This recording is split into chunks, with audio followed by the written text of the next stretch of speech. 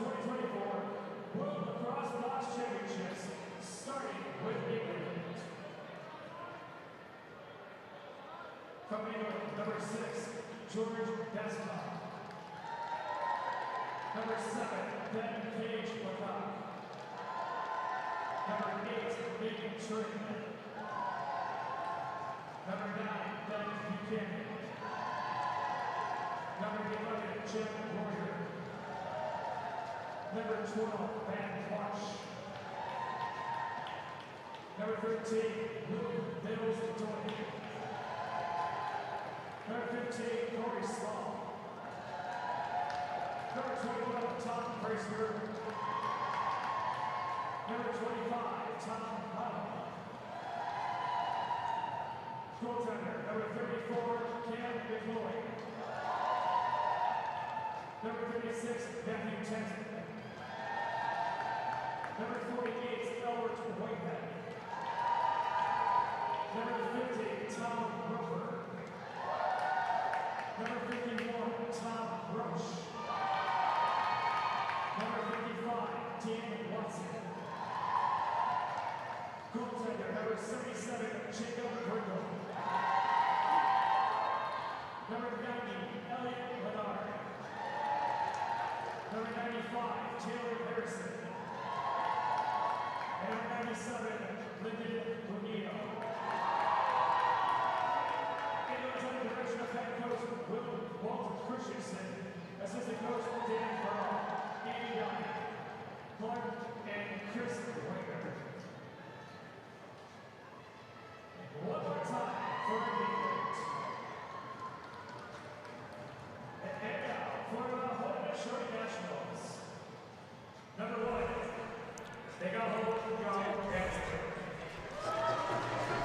Number 4, Ryan Thompson. We have had one bronze medal handed out today. We will soon have a second. Will it be the Haudenosaunee again, or will England crash the party and get their first medal at a World Lacrosse Box Championship? We will find out soon. I am Stephen Stamp, joined by Teddy Jenner, and we are pretty stoked to have this bronze medal matchup. Yeah, this is going to be a fantastic game. Obviously, in the round robin play, these two teams faced off against each other, and the Haudenosaunee cruised to an 18-2 victory. But with a gold medal on the line, expect England to come out firing here early and often. Yeah, and you know, it's a challenging thing for a team to play last night in that emotional roller coaster of a game against the United States that had such a devastating ending for this Haudenosaunee team. It was a fantastic game, and the big story was the U.S. breaks through. It's a historic night for them. On the other side, heartbreak for the Haudenosaunee, and now they have to come back out today and play for a medal. Yeah, it's a little bittersweet. You're still going to get a chance to win your final game of the tournament, still get a chance for a medal, but it all came down to that left glove of Goa Abrams as he denied Lyle Thompson on the doorstep as the clock was winding down, and the Americans beat the Haudenosaunee not once, but twice for the first time in their history at the World Box Championship. And I'm excited to see what this game has in store, as it looks like it's going to be Warren Hill making his way in between the net first for the Haudenosaunee, so it should be him getting the start. At the other end, it'll be Cam McLeod. And we'll see. I mean, Doug Jamieson played last night, played well. Warren Hill didn't have a great game when they played against the U.S. the first time. That was a big difference last night, and it's good to see Warren Hill getting a chance to redeem himself again, because we all know how good a goaltender he is. Yeah, and you know what?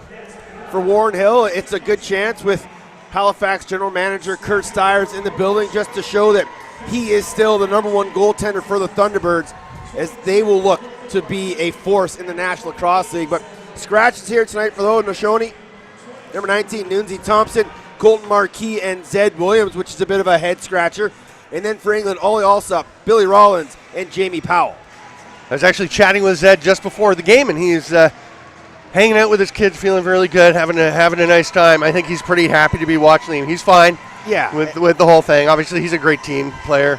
Absolutely is, and Zed is a family man first and foremost. If you ever watched him play in the National Lacrosse League or any tournament, PLL, NLL, doesn't matter, he's always focused on family first. He has his father memorialized with his stick. He's always reflecting upon that. But he will not be in the lineup tonight, but it will be a full onslaught of Haudenosaunee versus England here for the bronze medal in the men's division. The opening face-off is about to begin. Tom Bracegirdle will take the draws for England. Jeremy Thompson for the Haudenosaunee. They have been the main face-off men for their respective teams throughout. Haudenosaunee going right to left in their white jerseys. Jeremy Thompson jumps, and England in the red going left to right will have first possession.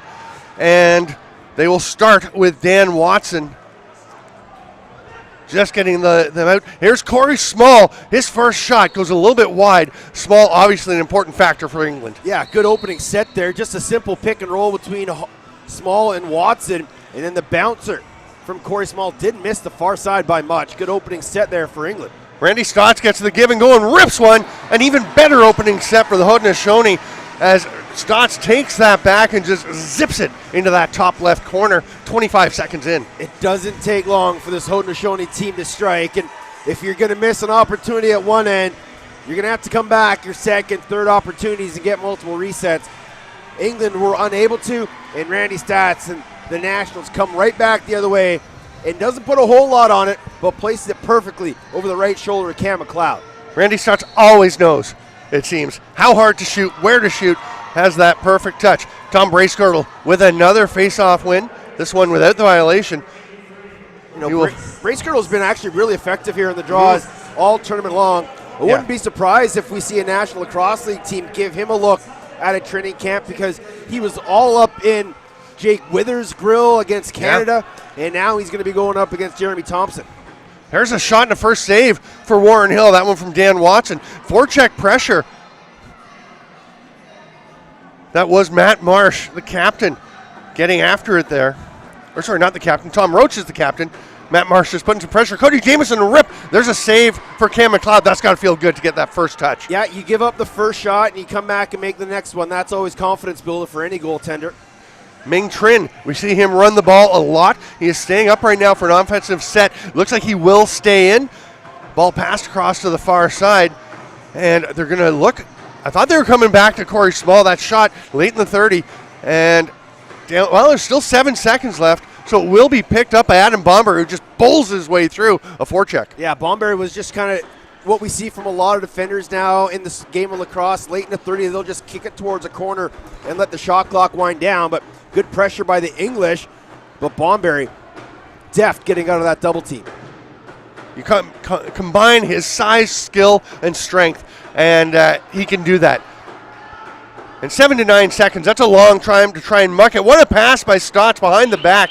Just gets away from Trey Deer with that sparkly head. Yeah, I thought everyone, including myself, thought the Haudenosaunee was going to fire that one from deep. Skipped it behind the net, then the extra pass, and expect that quite often from the Haudenosaunee. England into the offensive zone. So far, they're getting up into the offense fairly easily. Haudenosaunee haven't shown the kind of pressure that we have seen at times, especially Canada was all over England, made it very difficult for them. And now Lyle Thompson is all over, or so is Jeremy, right up on top of Elliot Leonard. Yeah, it's understandable. Lyle's been playing out a lot from the back door this tournament. We've seen a lot of guys kind of playing the two-way style of play for Roger Chrysler and his crew. They call it positionless lacrosse. It's not entirely positionless, but just going back to the old days. Guys are playing both ways. Travis Longboat with a rip. He's had a quiet tournament with 1 goal, but he's still part of this offense that makes it spark. Yeah, his story is so great, coming back from a devastating knee injury. Had an incredible year with the Albany Firewolves in the National Lacrosse League. And one of those comeback stories that you always love to see. Scoops that one up. Thomas Hogarth couldn't quite handle the pass from Larson Sundown. England's going to push the pace. They've got a man coming off the bench. Now they're going to have to slow it down. Yeah, that was a good look from Sundown to Hogarth, but I don't think Hoagie was expecting it, as Sundown was right in the middle of the defense. Probably should have shot it, but Sonny, always one of those unselfish Here's players. An open look. Sorry, Teddy, but that is a great chance for Lyndon Bunio. First really good scoring opportunity. Warren Hill has to come up big. Yeah, and Bunio didn't play against Canada in the semifinals, so he should have some fresh legs here tonight. Haudenosaunee setting back up. Randy Stotts steps around the top. He lets it rip. Nice little arm save by Cam McLeod.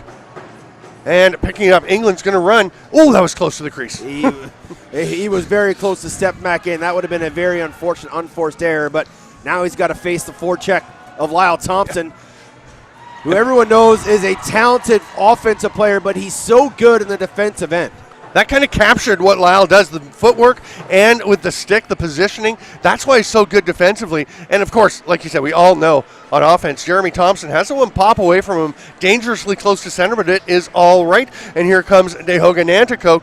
He is on along the boards, gets a big pick there from Longboat. They go behind the net, quickly moved out. The ball is flying around. They go behind the net, didn't quite connect with Sundown. He loves that play, and England is pushing the pace. They try and get it ahead to Taylor Harrison, who also sat yesterday. He's had a great tournament for England. He has, and he's a bit of a two-way player. Loves to play more specifically in the back end, but he does have the talent to stay in play, and I like the fact that England is trying to push the tempo here in transition. As you said, an emotional game for the Haudenosaunee, and one that kind of drained a lot of gas tanks. See how much they have here as this game goes on. Tom Hallam comes away with it. There's some pressure from the Haudenosaunee. Nice poised play, and you can see the growth in this English team from the pressure they have faced from playing Canada, the Haudenosaunee, in the U.S., although in this case, maybe a little too calm, had to push that one a bit to get over center. That's knocked loose. Who will get to it? England gets there first, but the stick comes right out of the hand. And Haudenosaunee have it. Hogarth hands it over to Stotts. Randy Stotts has looked so good. He feeds this one over. Sundown tries to let that one rip. Scooped up there. And Albert Whitehead will run out of trouble. I've been very impressed with Albert Whitehead in this tournament. He's obviously a mainstay of this England team. He's been part of this program for a number of years and a very proficient defender and likes to push the tempo when he can. Very athletic English defense that we're seeing get all over teams, and they love to get out and press. It's a very double-edged sword when you're playing teams like Haudenosaunee in Canada and the U.S., because they will make you pay for it. And that, of course, was a steady diet of what England got in this tournament. Yeah, England's been under a lot of pressure all tournament long, and we talked about it in the game against Canada last night, how unfortunate it is for them that there were only 4 teams in the A pool. So they had to play the Americans, the Haudenosaunee, and the Canadians, and it didn't go quite their way. But when they had to play a team to stay in this semifinal bronze medal bracket, they came away with one of their best performances of the tournament. They did. Here's Corey Small to the net, shoots. Warren Hill has it, reaches behind him. He was all good. Jeremy Thompson will slow it down a bit. Yeah, that's a good save from Warren Hill on Corey Small, who is so adept at getting underneath his defenders and sneaky with the shot. But Warren Hill with a great save. Stotts takes a huge whack there, and Thomas Hogarth matches it with a big pick. They always want to set early what is going to be acceptable. And there's a shot by Sundown, and then Hogarth with another pick. Well, that was Randy Stotts that did that one. Randy Stotts is getting after Bracegirdle. And we go all the way down. I was still watching the play behind. Yeah, it was a 3-on-1 going in transition as the Haudenosaunee were slow to get off the floor. Here's Ranjan over to Skahendade Martin. Cody Jamieson just misses. That didn't touch anything. So the 30 keeps counting. It bounces around, and Luke Mills-Doig says, okay, we got it. Let's take our time. Yeah, we talk about that game against the Americans for the Haudenosaunee last night, and we're already starting to see they're a little slow getting off the floor. Can England take advantage of that here in this bronze medal matchup early on? Yeah, loose ball push, and we're already to our first officials timeout as we near the midpoint of the first quarter. It is 1-0 in favor of the Haudenosaunee. I'm Stephen Stamp. He is Teddy Jenner, and we'll be back on ESPN Plus and TSN Plus. We honor our Indigenous roots and international history. Lacrosse is more than a game. We play with speed, heart, and precision. Young, modern, electric, inclusive, growing across the globe. Lacrosse is everyone's sport, governed globally by World Lacrosse. It's your turn to be the spin doctor, the game changer, and the hit maker. Because with all the award-winning gaming, dining, and entertainment Turning Stone has to offer, you can be whoever you want to be, especially when you want to be out with your crew. Turning Stone Resort Casino. It's your turn. Back inside the Adirondack Bank Center as we take a look at the save from Cam McLeod in tight on Larson Sundown. And the Haudenosaunee are so adept at getting inside on defenses. slip picks, bump picks, bee stings. They kind of do it all. And England going to have to do a lot of communication on the back end. Jack Royer with the ball. He has been key for this English team. A little reverse whip there. Nice attempt by Lyndon Bunio, who is feeling it tonight. And there's a big save by Warren Hill. That's a big save from Warren Hill as England caused a turnover, and now England will turn it over. Almost another chance, but it's picked off by Brendan Bomberry, who's been playing almost exclusively defense, but he will run up and play with Lyle Thompson. They have plenty of experience together, of course, from Haudenosaunee Nationals, but also with the Georgia Swarm. Lyle Thompson around the pick, shoots. That's off a defender out front, so it won't be an over and back, but it also will keep the shot clock ticking. Hard rip by Eli McLaughlin, and Cam McLeod just leaves it there. You know the power behind it when you hear that sound resonate up here. Yeah, it's a heavy shot from all these athletes, but Eli McLaughlin's had himself a great summer. Obviously coming over from the Colorado Mammoth. He played for the Six Nations Chiefs this summer, won his first ever Man Cup, and he's carried that momentum here with the Nationals.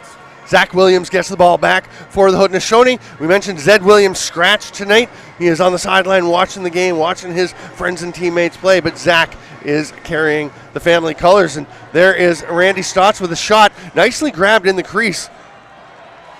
England pushing the pace as Tom Roper goes for a run. Now he's going to pull up. They'll find the forwards coming out.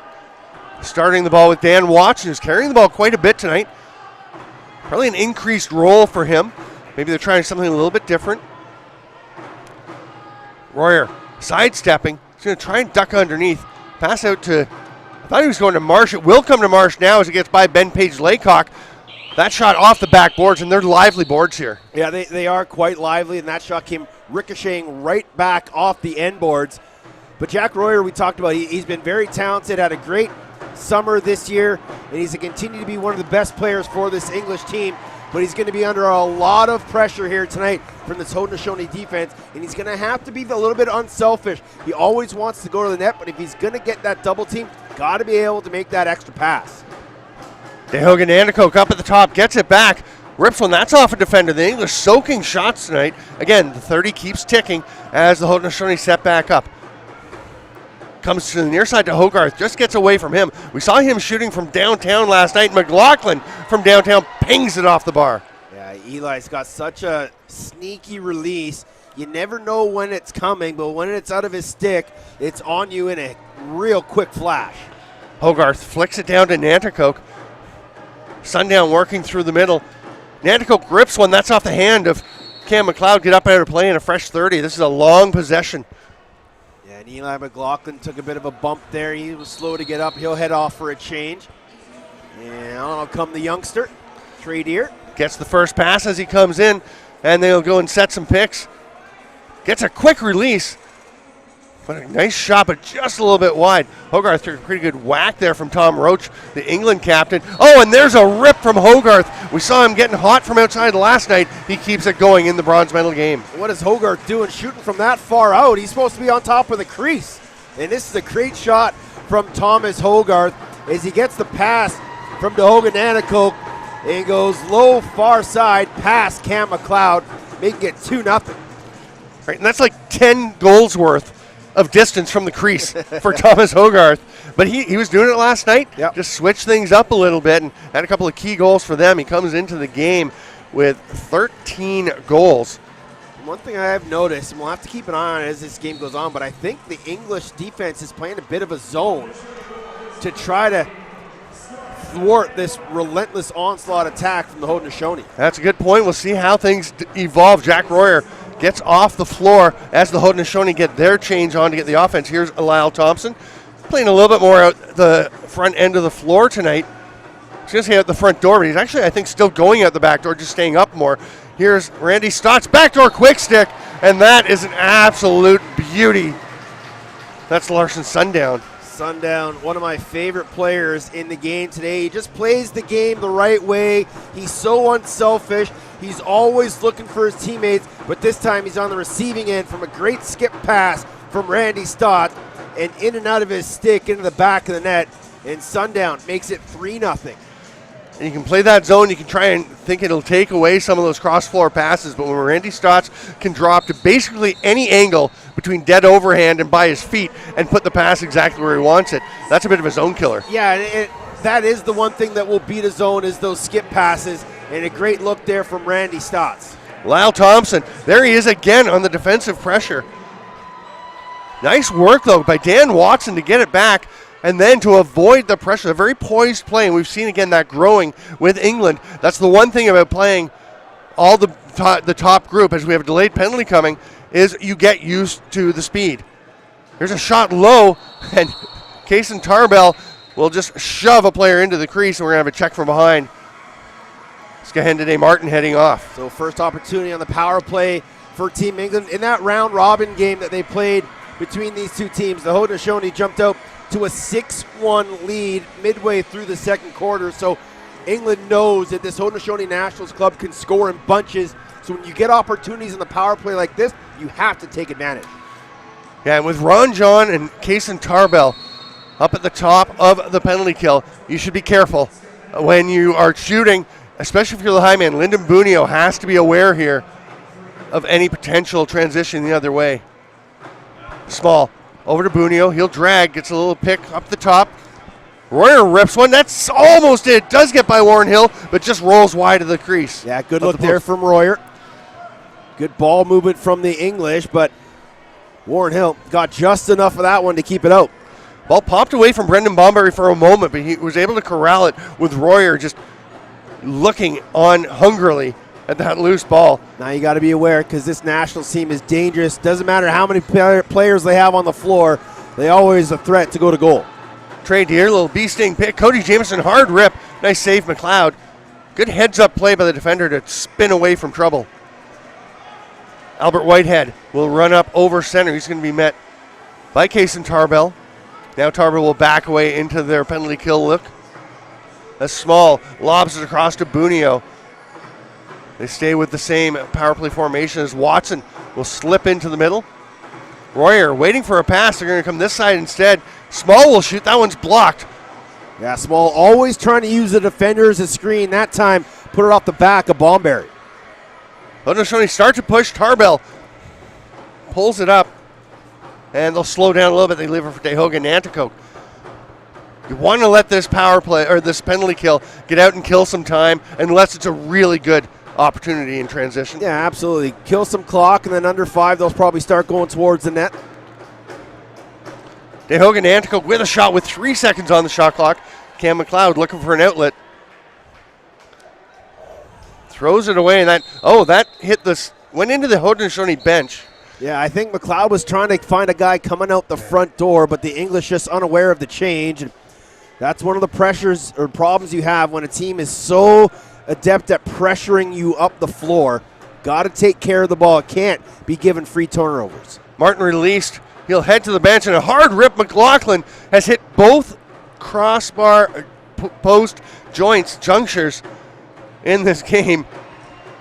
Those are going to start going in. Yeah, and again, he, like we talked about, he's so adept at being able to switch up his angle of attack. First time he goes far right shoulder. This time he goes far left shoulder. But the skinny red friends behind Cam McLeod make the save. Corey Small's going to wait for everyone to get out. Got that pass through.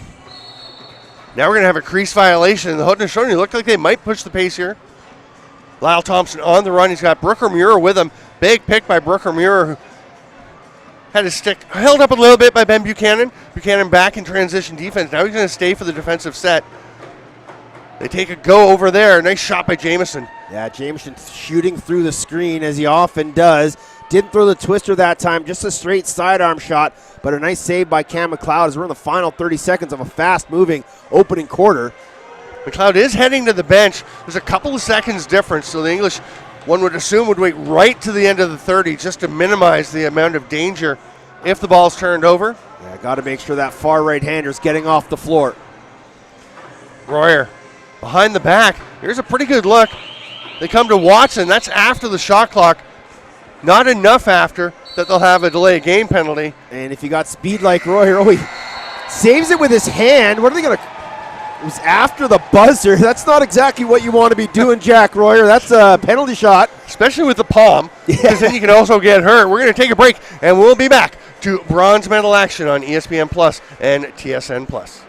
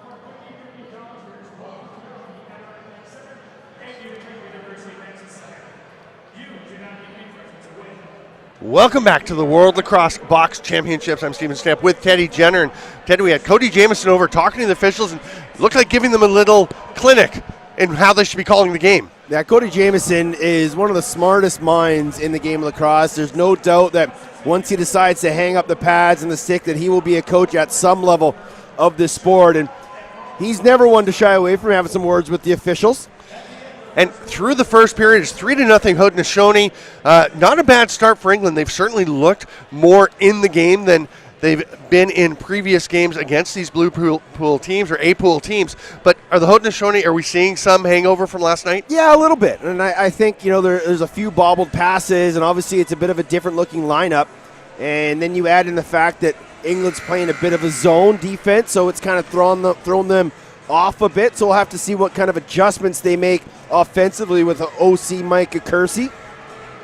Yeah, it's quite a coaching staff. We'll touch on that eventually. This is an extended battle between Thompson and Bracegirdle. Thompson hooks and rakes, and it's going to be grabbed there by Ming Trin. Another face-off win for England. Yeah, I've been really impressed with this Ming Trin. He's been all over the loose balls off of draw teams and pushes well in tempo and transition. Not the biggest guy, but he's fearless.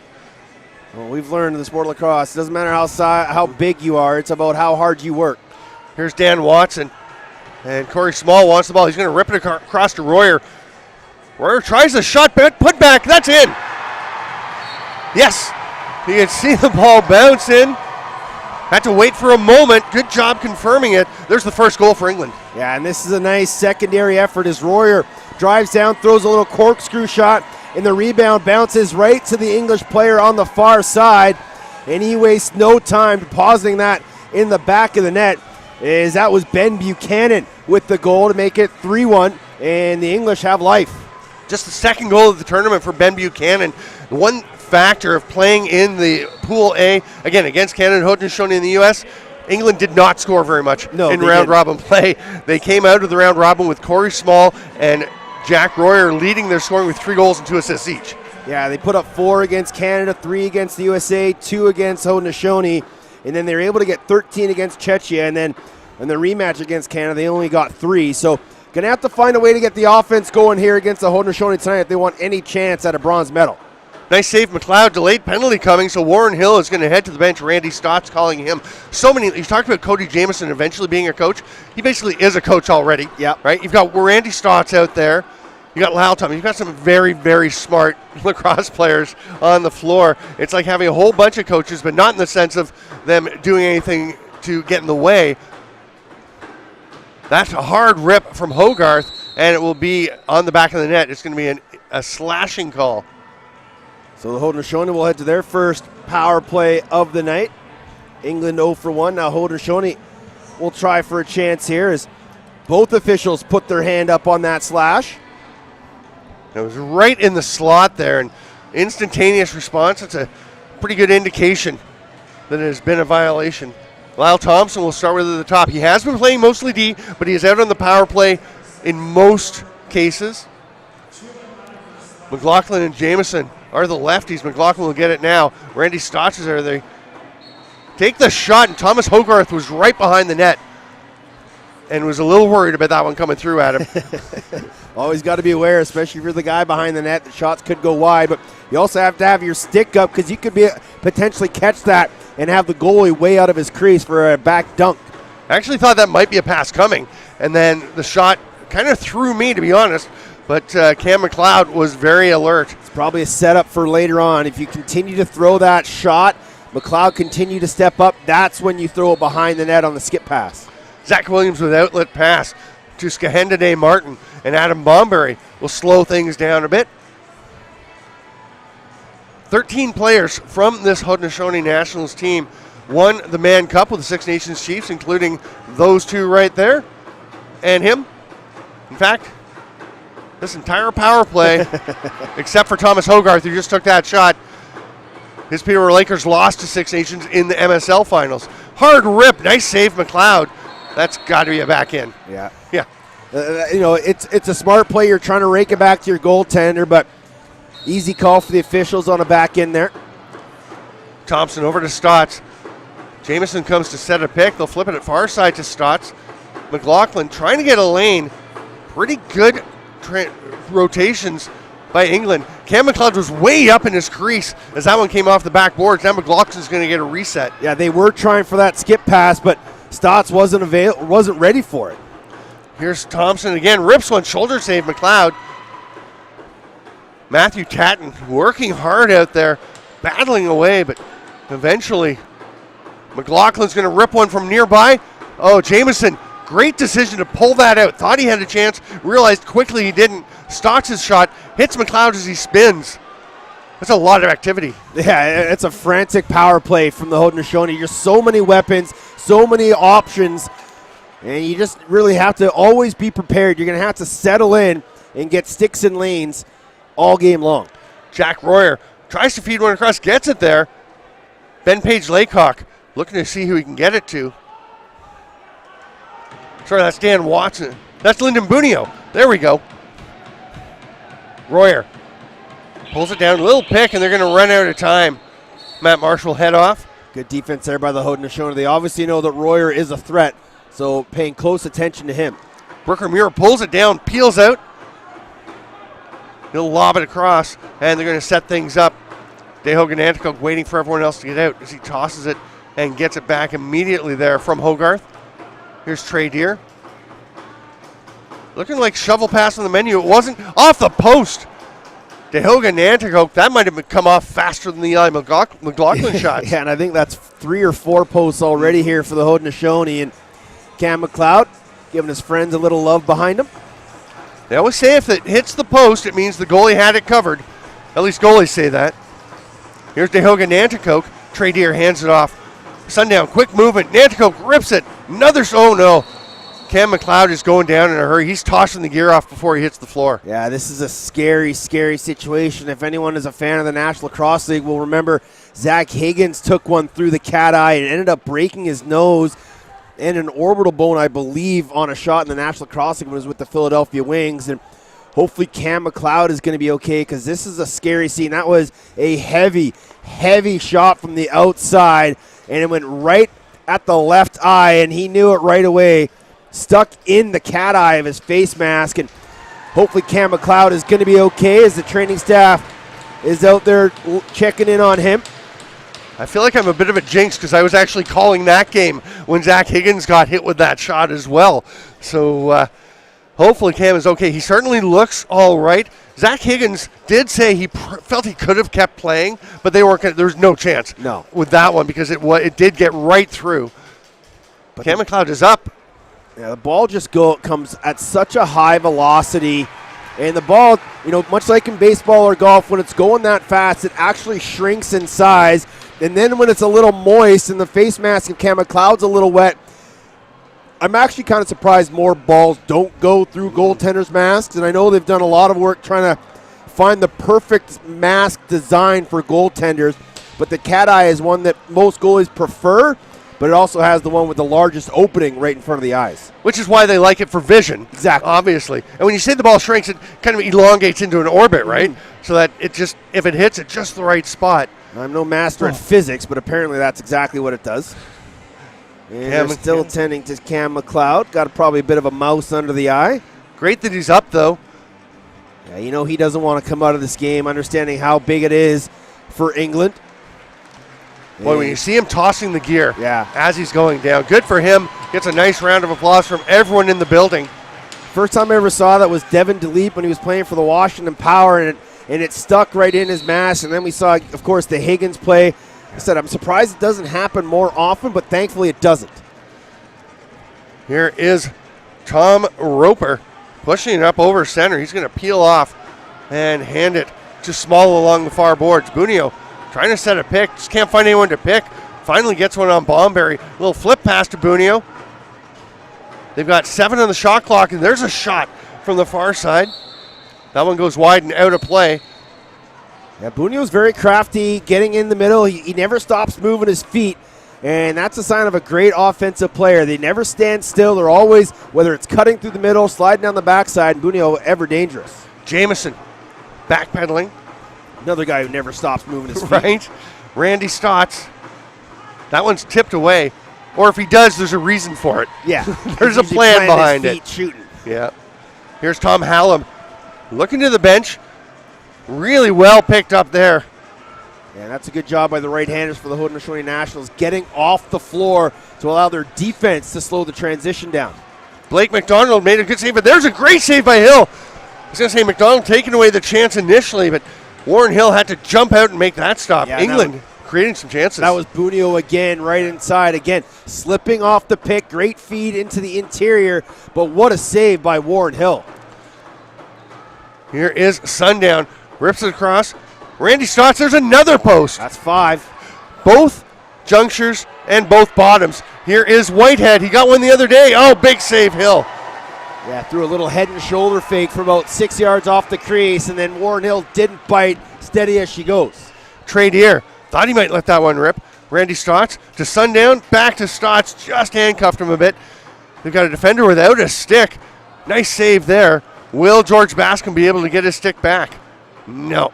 It's a bit far to head out there. It'd be too dangerous. So he's staying there and playing without.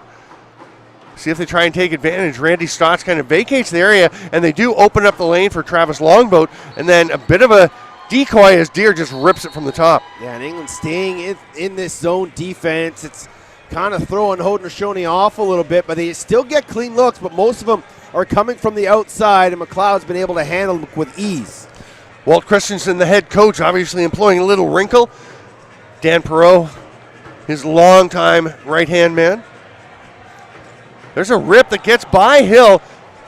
Royer in good position to get it back and get a fresh 30. Penalty coming now. Looks like Tarbell, might be Bomberry. It's one of the two right in front of the net. McLeod making the fairly slow trot to the bench, and who could blame him for not sprinting right now? Royer directing traffic. They've got 11 left on the shot clock. Small will race in and shoot. It's off the post. Fresh 30 as Bunio gets it. Bunio is such a big part of this team in 2019. You see the big knee brace. That is why he hasn't always been with them in between. And look at the battle in the interior of this Haudenosaunee defense. Adam Bomberry making life tough for the English. And then an extra one after the whistle. And the England bench screaming for a penalty. Looks like it'll just be the original one to Bomberry. See what Ryan White calls. We'll go to our TV timeout. When we come back, England will be on the power play. 3-1 Haudenosaunee leading on ESPN Plus and TSN Plus. In 2001, AIS set out with a vision to secure the future of cyberspace, empowering businesses, citizens, and our country to thrive in a connected world. Every day, our experts advance cybersecurity for areas like AI, healthcare, and autonomous transportation. delivering on our promise of a secure future. Discover how AIS can support you.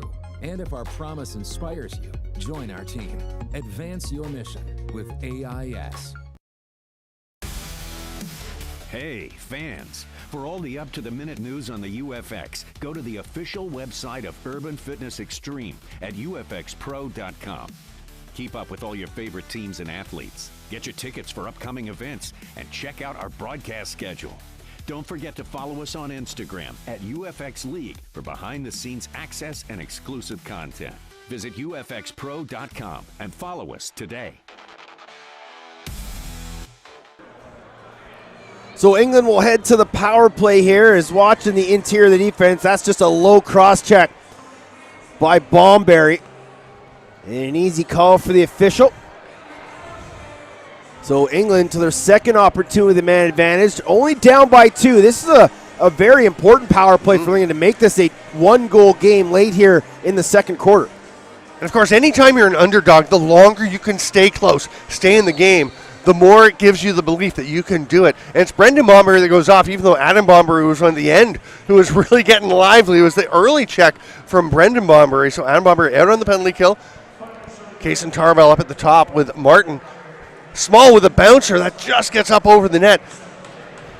Bunio can't quite corral that ball. Yaron John getting all over the England player, but it is flipped out. They've got 4 left to shoot. Royer, hard pass across. Oh, what a sliding save, Warren Hill. What a save from Warren Hill. Stacking the pads, getting post to post. That was labeled for the backside corner. And Dan Watson gave the boards a pretty good whack with his stick as he went off. He thought he had that one. Yeah, that's a frustrating one for an offensive player when you know you got the goalie down and out, but somehow he makes a miraculous save. Nanticoke flips one through. Eli McLaughlin taking a pretty rough beating there from Bascom. Broke his stick as well, so he's going to have to get a new shaft from the training staff. Whitehead steps over center. Opts to fling it over along the boards. They'll get the ball to Small. A lot will run through him. Bunio up at the top. Here's Royer. Small comes around the top. Big pick that was fought off as they score. Corey Small, the kitten, with a beautiful little shot to the far corner. And this is a great pick. Watch the reseal here from Lyndon Bunio. He gives it to Small, sets a front side pick, now the backside pick, and Small runs off of it down the lane and bounces it far side, stick side on Warren Hill. And that's a timely goal for the English as they're now back within 1 on the power play with 5:42 remaining. And how much of that repick is planned and how much is just a reaction to what's happening? No, I think that's probably the set play that they wanted because they haven't had a lot of success coming over the top and taking those shots because there's a lot of sticks in the lanes. Yeah. When you go down the backside, there's usually only one stick in your way, and that's the low crease man who's rarely ever going to step up in your shooting angle. And as Corey Small often does, places it with ease. And almost another chance for England off the face-off. Again, Tom Bracegirdle, what a game he is having. Hard rip there. Corey Small trying to catch Warren Hill unprepared. Then Watson fighting to get the rebound. It will be picked up here by Matt Marsh. Whips it over to Royer. That's a bit much for him. Off the boards, back out to Marsh. That might be a little overexcitement for Matt Marsh as he was flinging that pass awfully hard for a guy who was that close to him. Here's Small, tries to get another one. Hill has it. And then Small took a heavy hit for his efforts, but another good look there for England. Lyle Thompson has the man off the bench. He's just going to take a little sidearm shot. Trying to look very casual, nonchalant, but gets the shot off. That pass being bobbled, but eventually held. I don't know that pass was actually intended for George Bascom. But Albert Whitehead will eventually wind up with it. England back to the offense as we're under 5 minutes to go in the half. A low-scoring contest. Probably not what a lot of people were expecting. Backdoor attempt doesn't quite connect with Ben Page-Laycock, but great hustleman there to get it back. And then the outside rip from Elliot Leonard. That one stopped by Hill. Yeah, and standing in front of the crease was a defender right in front of Warren Hill, so he had to find that one through the screen. Sundown carrying the ball along the near boards, flicks it across to the far side. Nice attempt there by Longboat. It's going to get up off of McLeod and into the screen. Yeah, good look there from Longboat. Again, shooting through that screen. It's always tough for the goaltender to track it when he can't see it. There's a shot by Nanticoke. Nice save by McLeod. Sundown gets it back. Fresh 30, they'll set up again. Nanticoke and Jamison just taking turns going in and just banging into people as picks. It's got to wear on a defense. Longboat around the entire formation, but that one's blocked, and off goes England. They have numbers. Oh, but great job to hustle back by the Haudenosaunee and take it away. Ming Trin's going to slow things down a bit. I'm not sure what Matt Marsh was doing there. They had a 2-on-1 if they ran, but Marsh kind of was looking back behind them and allowed the Haudenosaunee to get back. Look where you're going, not where you've been.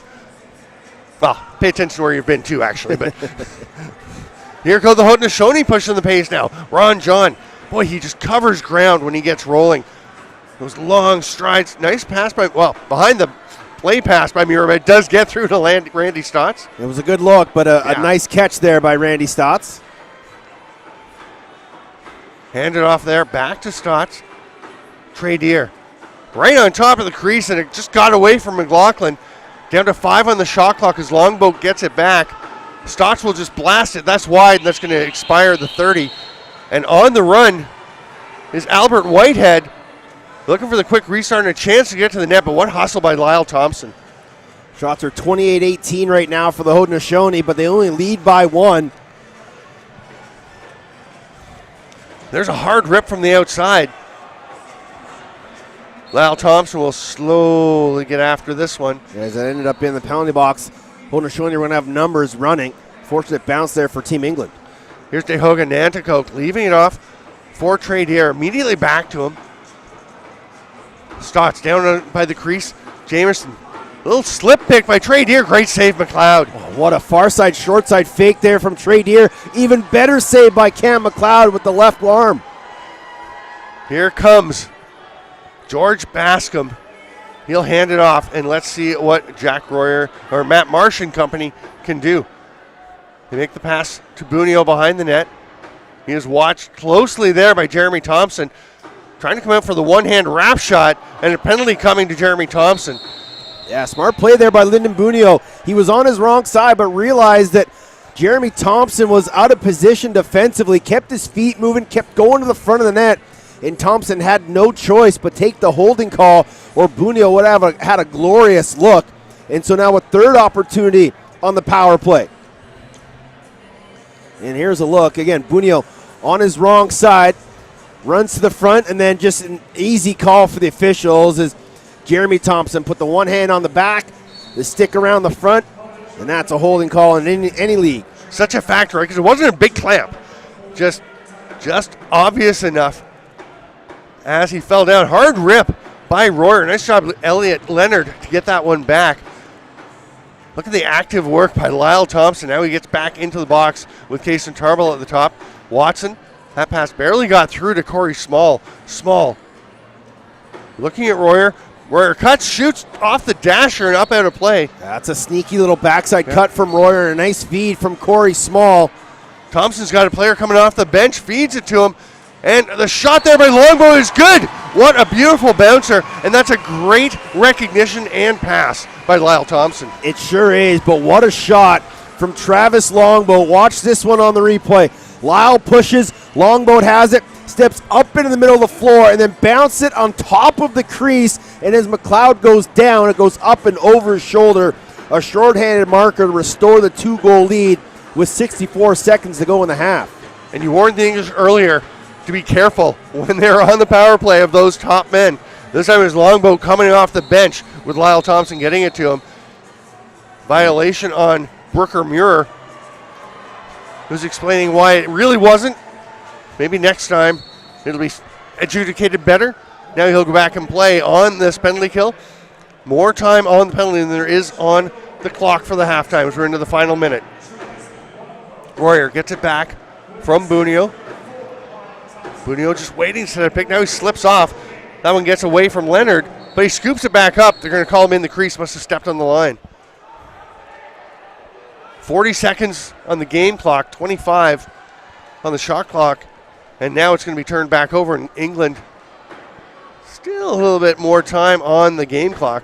Yeah, I understand what the Haudenosaunee are trying to do. Catch that guy going out the front gate, but in a tight game like this, I'm sure Roger Kreisler would have wished they held on to possession. Royer behind the back. Leonard flips it up top. Corey Small, what a rip. Foot save. Warren, no, they're going to say over and back save. Didn't touch. But they do get it back. Royer will rip one. Now that's definitely a save. Down to 9 seconds, 8. And Warren Hill. Are we getting a timeout? We are, but Okay. the Haudenosaunee didn't actually have possession. Warren Hill just had that ball loose in his crease. But they will give the timeout to the Haudenosaunee with 6.1 remaining. So they're going to have to drop something that gets them up the floor quickly. Saw a play earlier today. Netherlands running one with, they had 7 seconds left, same situation, length of the floor to go. Ran a beautiful series of actually 3 passes that created a chance right at the end, right at the buzzer. Great scoring opportunity. I remember one time playing for the Victoria Shamrocks with Walt Christensen as our coach. And he had us all down in one end. And he said, okay, Teddy, I want you to sprint as hard as you can from here to the far end. So I'm like, all right, coach, I'll do whatever you want. Started running down, and then he just floated a pass, and it beat me to the other end of the floor by about 2 seconds. He goes, that's how much faster the ball moves than a player moves. So pass the ball up the floor when there's guys ahead of you. So let's see what the Haudenosaunee can do here.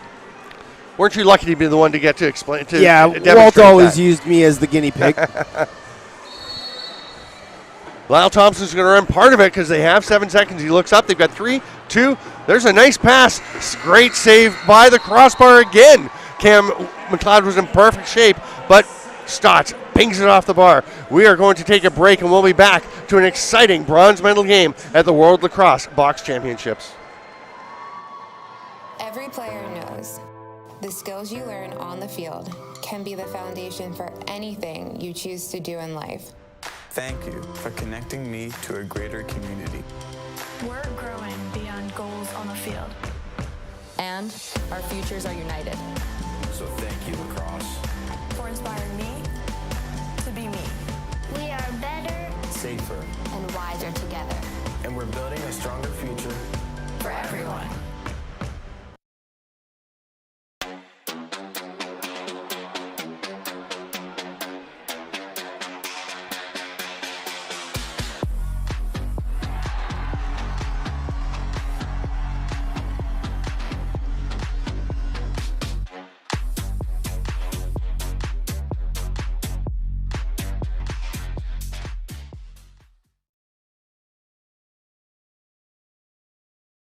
Right in the very center of upstate New York, there's a region that's bustling with new opportunity, state-of-the-art industry, education, and innovation, with history, world-class cuisine, and new and exciting things to do.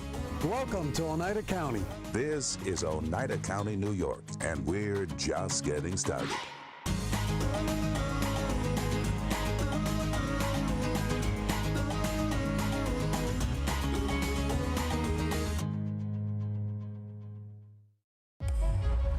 From our unique origins to the modern game, the global lacrosse community has been preparing for this moment. Together, we step into a new chapter of growth, competition, unity, and inspiration for the next generation. At the Olympic Games in Los Angeles, we continue growing together. A new era of lacrosse starts now. Welcome back, lacrosse friends, to the 2024 World Lacrosse Box Championships. It's 4-2. Haudenosaunee over England in the bronze medal game. I'm Steven Stamp and Teddy Jenner. We don't have as many highlights as we might have thought in terms of goals to watch right now. No, when these two teams played last time, it was 8-2 at the half. Here it's only 4-2, but the Haudenosaunee got out to a hot start. Randy Stotts puts the first shot on target, short side on Cam McLeod. And Haudenosaunee started quick. They got the first 3 goals of this game, including an outside shot from Thomas Hogarth. Puts it far side on Cam McLeod. And then the little water bug, Larson Sundown on the backside, takes the extra skip pass from Stats and one-times it past McLeod, who's out at the top of his crease. It was 3-0 after the first quarter. And then Buchanan gets England on the board on an excellent rebound putback as Warren Hill couldn't quite get enough of it. That made it 3-1. Then Corey Small on the power play. A nice little double seal here from Lyndon Bunio. Goes topside, backside, Small down the lane. Bounce it far side on Warren Hill. 3-2. And then on another power play, Lyle Thompson pushes in transition, sees that he's got a man off the bench. It's Longboat, and he bounced it top corner past the sprawling Cam McLeod. And then we'll get a couple good looks here at Cam McLeod keeping this one close. Inside, denying Sundown. And then we'll have one more for good measure as they push in transition. This time, it'll be a save from Warren Hill. Royer with a shot, skipped it, and then what a save as he denied the man on the backside. That one probably could have gone in, but a save of the game from Warren Hill. And we're halfway through this game, a 4-2 score. How surprising is that? I mean, we all figured Haudenosaunee clear favorites, but how much would they be affected by last night? We're going to think about that. What do you think? How surprising is it that England's this close? I think it is quite surprising, but when you look at, we talked about it, the amount of energy and just personal pride that came out of the Haudenosaunee last night in that game against the Americans, they got to be a lot of tired bodies out there, but they understand what's at stake here. A chance to get that third place medal for them, another medal at a world tournament like this, but they cannot allow England, you mentioned, they cannot allow England to keep sticking around, because the more you allow them to stay in the game, the more confidence that they will have, and I expect to see a much different looking Haudenosaunee team out of the break. As we mentioned off the top, the Haudenosaunee winning the women's bronze medal, the first medal awarded at this tournament, and the first ever women's World Lacrosse Box Championship medal. We'll be back to see more of this one right after this quick break.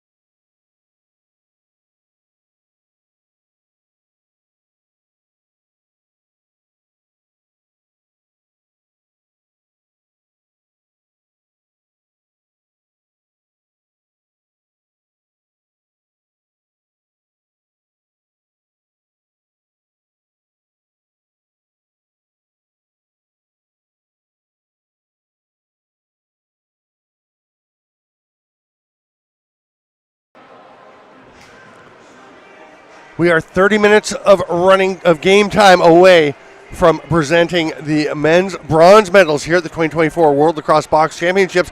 Earlier today, Teddy, you and Mackenzie, can I call her Mackenzie? You can call her Mackenzie. It's okay. Had the honor of calling the first medal game here, and what a dandy it was for the Haudenosaunee. It sure was, and it was a close game to start. When B. Cameron scored with 10 minutes gone in the first quarter, it was 3-2. And then the Haudenosaunee went on a 12-goal run to blow that game open. They held Australia off the board for almost 25 minutes of lacrosse, maybe even more. But it was just an incredible performance by everybody in a Haudenosaunee uniform. Farrah Blackburn had 3 goals, 3 assists. Tristan Burns had a goal and 5 assists.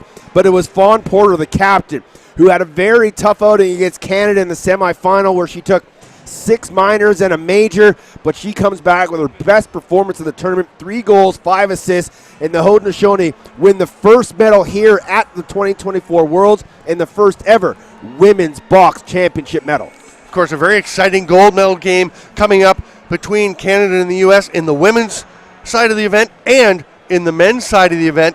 That bronze medal game this afternoon, so good to see, folks. There is the schedule of tomorrow. The gold medal game at 1 p.m. on ESPN2. The men's gold medal game goes at 4 p.m. also on ESPN2. And I was so happy for Johnny Squire-Hill, Mequan Tulpin, some of the real veterans of that club. Yeah, and there are some women on that team that have played in every championship competition for the Haudenosaunee. Tarbell had played for the field, the sixes, and the box. So a little great memory for all of those women. And don't forget, between the 2 golds, we'll have a 1-hour special on ESPN2. We'll be back right after this quick break.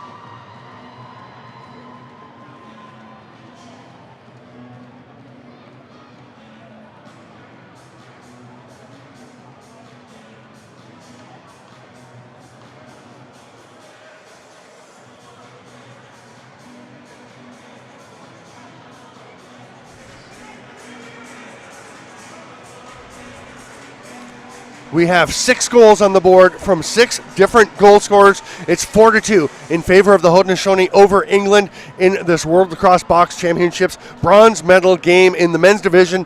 I am Stephen Stamp and Teddy Jenner. We had a huge upset last night, not a huge upset, but a historical moment for the United States as they down to the Haudenosaunee. This would be a huge upset if England could come back and take this one. Yeah, this would be one of the biggest upset in men's lacrosse if the English team were able to pull this one off, and they are right in this contest. Don't sell them short. 2 goals, great, but a victory, only giving up 4 to this Haudenosaunee team in the opening 30 minutes, that has to give them a lot of confidence moving forward here in the second half. One thing that jumped out at me looking at the score sheet is 14-7 the shots on goal in favor of the Haudenosaunee in the first quarter, 17-12 in the second quarter. England actually closed the gap, which means they're getting a bit more of the run of play. That is very interesting. Let's see how they come out of the second half here. Yeah, and they get a little boost of that shot total because they were on the power play 2 times. So Haudenosaunee going to have to be a little more disciplined and a little more defensively sound here as this game goes on. And another face-off win for Tom Bracegirdle as the Haudenosaunee sent Kaysen Tarbell out with Jeremy Thompson in the penalty box. They've got 5 seconds left on the power play. Probably not a chance to get a shot off. They'll wait until he's released, or will they? Yes, they will. A little behind the back flip. Almost caught Bunio off guard. Small takes it along the boards. 7 on the shot clock.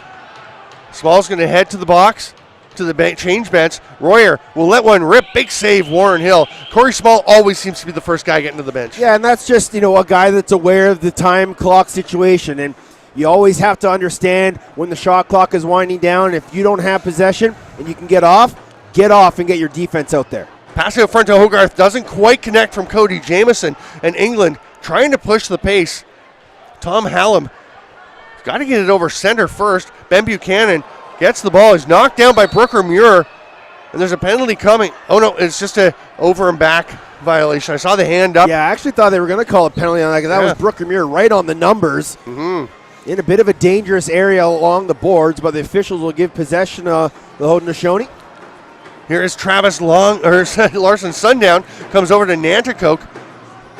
Right in the middle. That was Sundown trying to get the shot off. He goes to the turf. He's a little slow getting up, and he isn't putting much weight on his right leg. Not a good sign. Not good. Hopefully it's just maybe a twisted ankle. England pushing the pace. They get a chance right away. Warren Hill had to be sharp, and the quick outlet pass to Ron John. He'll shovel it ahead to Lyle Thompson. That was another opportunity where England had a chance to run. Here's Thompson to the net. What a goal. Leaps into the air. Gets Cam McLeod just off his line a bit and drops it over his shoulder. This is a beautiful goal from Lyle Thompson. It's not summer anymore, but he still loves to go swimming, and then gets up in the air and able to hang like Michael Jordan and dunk it past the short side shoulder of Cam McLeod. That's a massive goal for the Haudenosaunee to extend the lead to 3.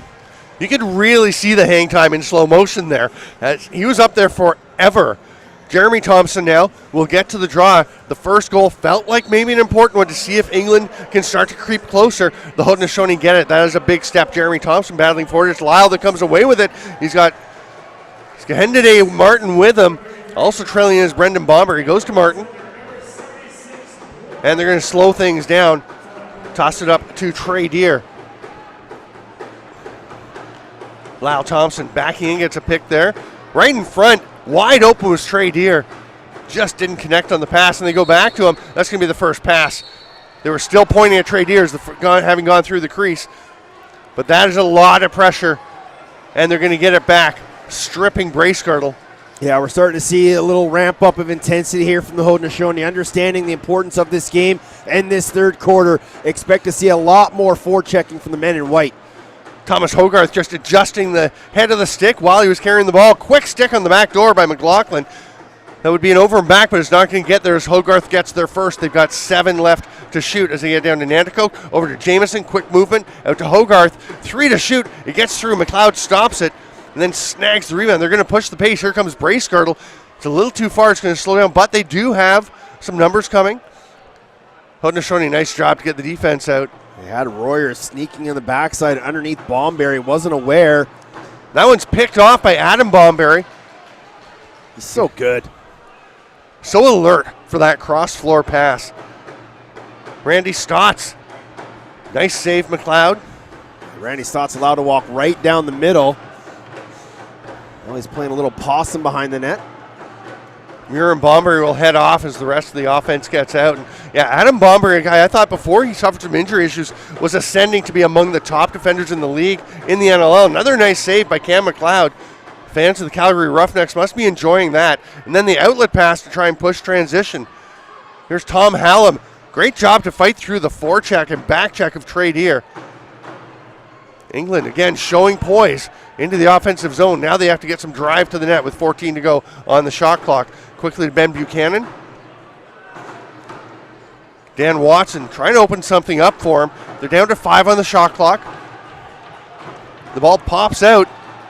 Haudenosaunee on the run now. Brendan Bomberry. He's got Lyle Thompson with him. Doesn't have to use him as he has the wide open lane himself. And Brendan Bomberry buries it on the run.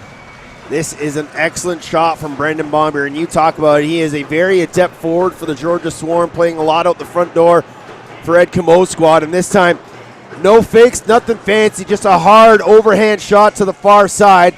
And I think they were kind of expecting the pass to go to Lyle. Well played defensively not to allow that pass, but now McLeod's got to be ready for it.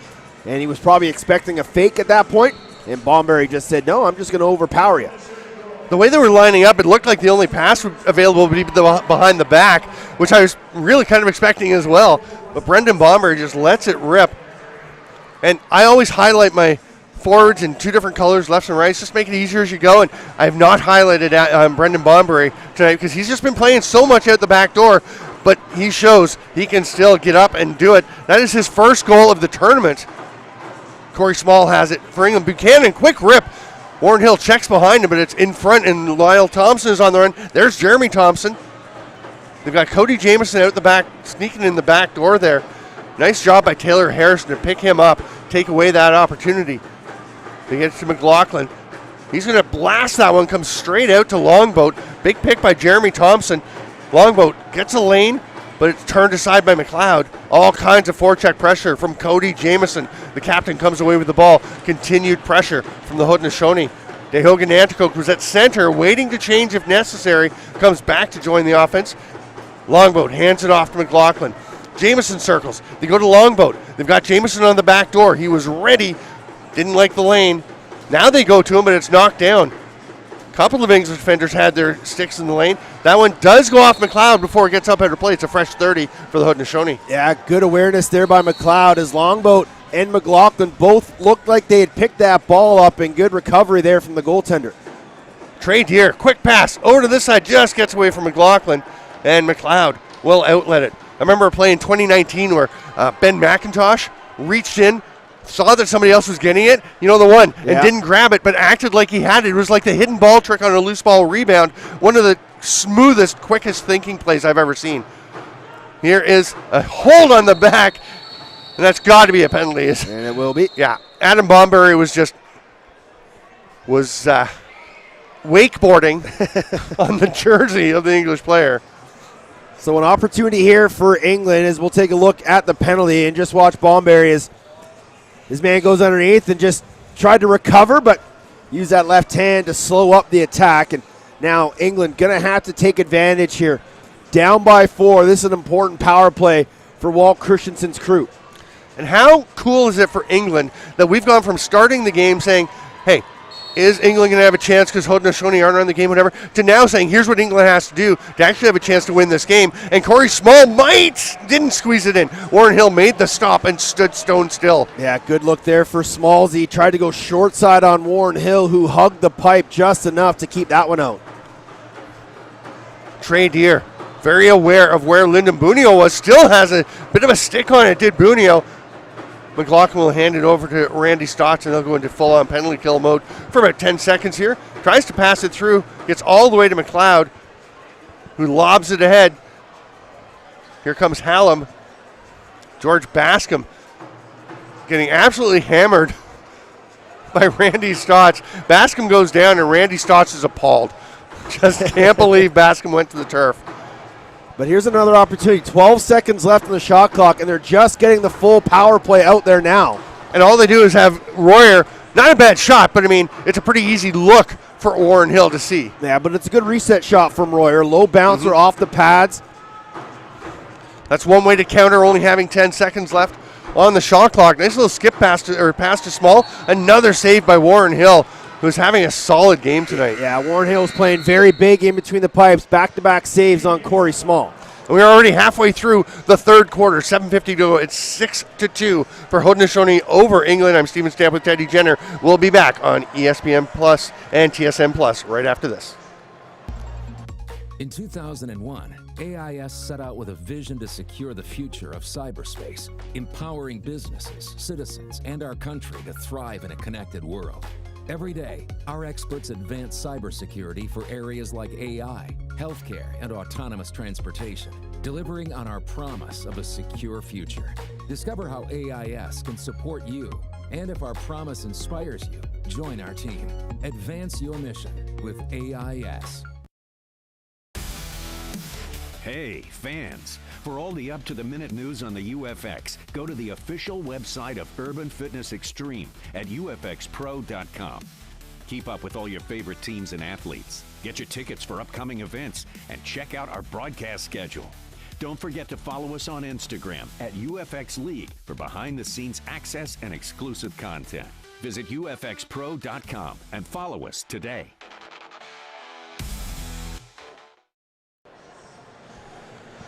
So we'll take a look at the power play here for Team England as the pass goes to Corey Small. And again, there's that bouncer trying to get it past the left leg of Warren Hill, and that's a key save here for the Haudenosaunee netminder, who's looked fantastic in this game, Stamper. And again, Warren Hill had a tough night in their opening game against the U.S. It happens to every goalie, but you never want to have it on such a big stage. Yeah. And he has bounced back, as Warren Hill generally does bounce back.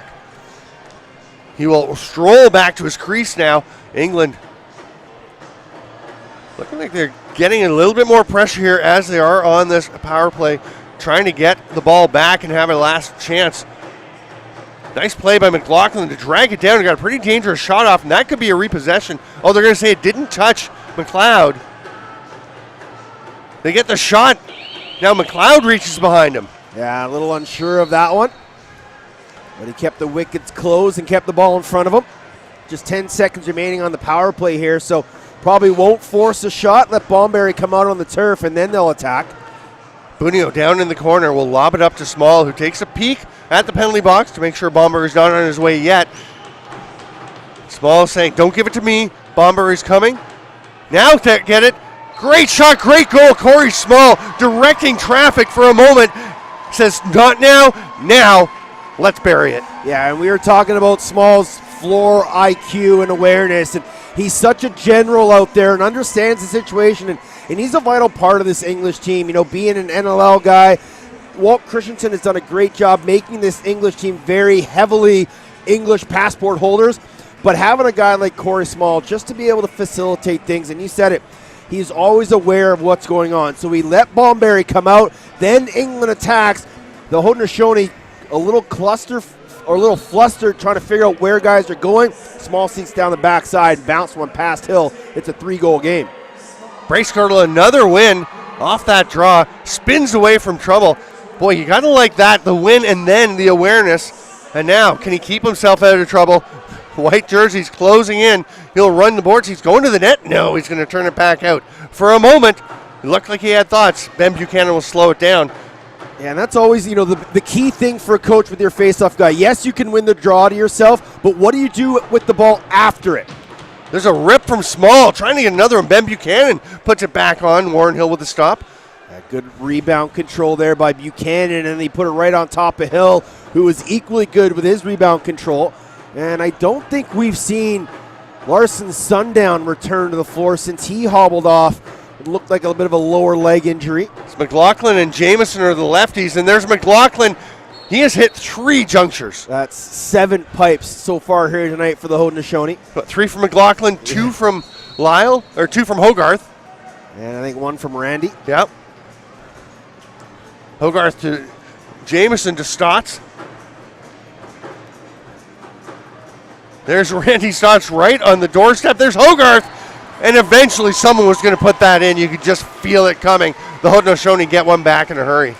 And this is just textbook ball movement by Haudenosaunee. Watch how quickly it goes. Stotts, McLaughlin back to Stotts, and then Hogarth sloughs into the soft spot, keeps his feet out of the crease as he's so adept at doing, and then puts it back past McLeod to restore the 4-goal lead. That's a huge goal for the Haudenosaunee to stop the English momentum.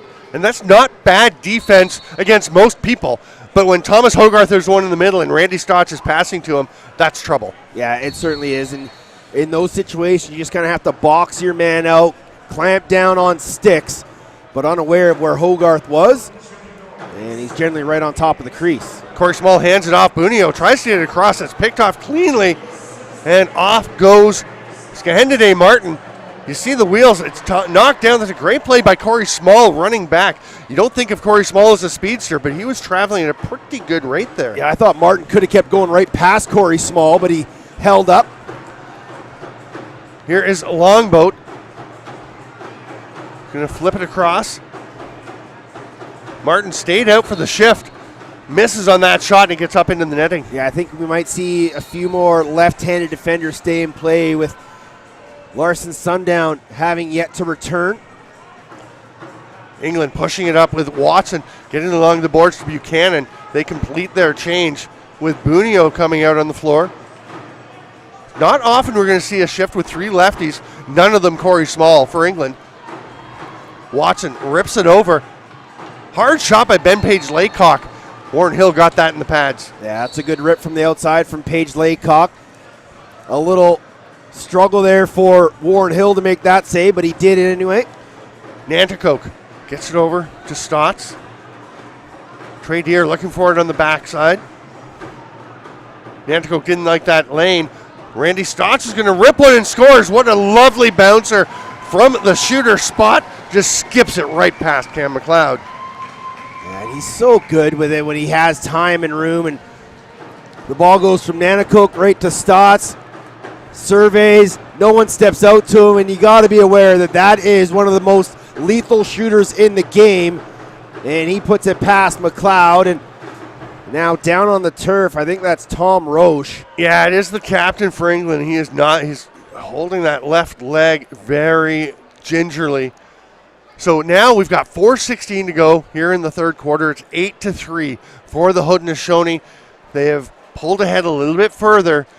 Makes it so much tougher for England to come back. If you're England, how do you try to get back into this? Because the zone was limiting them. Mm-hmm. Now the Haudenosaunee seem to be kind of picking them apart a little bit. Yeah, they are. And I think one part of it with the zone is that you continually have to communicate when guys slide into those lanes. And it looks like Roche is going to be okay, make his way off. But for England right now, they got to take care of possession. They need to win this draw here.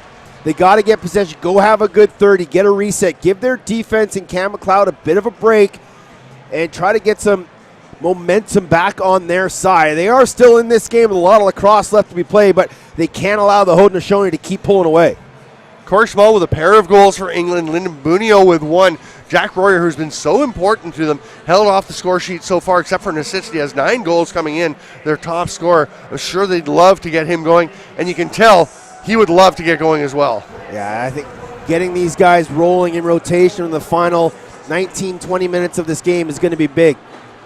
Here's Randy Stotts. Scored the last goal, was lining it up. Longboat. Duck and rip over the top. Deer gets it back, and they got 8 left on the shot clock. Here's McLaughlin. Got a man behind the net, and Stotts. Nice pass out to Deer, but he can't quite manage it. It's going to be Bracegirdle coming away with it as the 30 expires. Yeah, and that's one thing that you can do against the zone is you throw that skip pass, and then you throw it back to where it came from as you get the goalie moving side to side. And that time, the Haudenosaunee couldn't execute, but it was a good look. Bracegirdle playing some solid defense and now working the ball up over center. Looking a little bit like Jake Withers, the way he was carrying himself there. Good guy to emulate after. And a guy who's probably earned his grudging respect after the game they played the other night. Corey Small from the offside likes what he sees. Warren Hill gets just enough. Yeah, a bit of a delayed seal there for Small off the bench. A good look, but again, Warren Hill steady as she goes. Here's DeHoga Nanticoke. And England's getting far better looks, I would say, than they've gotten throughout this tournament, except in their game against the Czech Republic.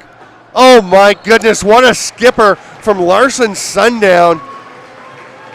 Welcome back to the floor, Larson Sundown, as he gets his second of the game. Looks like the right leg is going to be okay. And just watch him run off this seal pick from Cody Jamieson.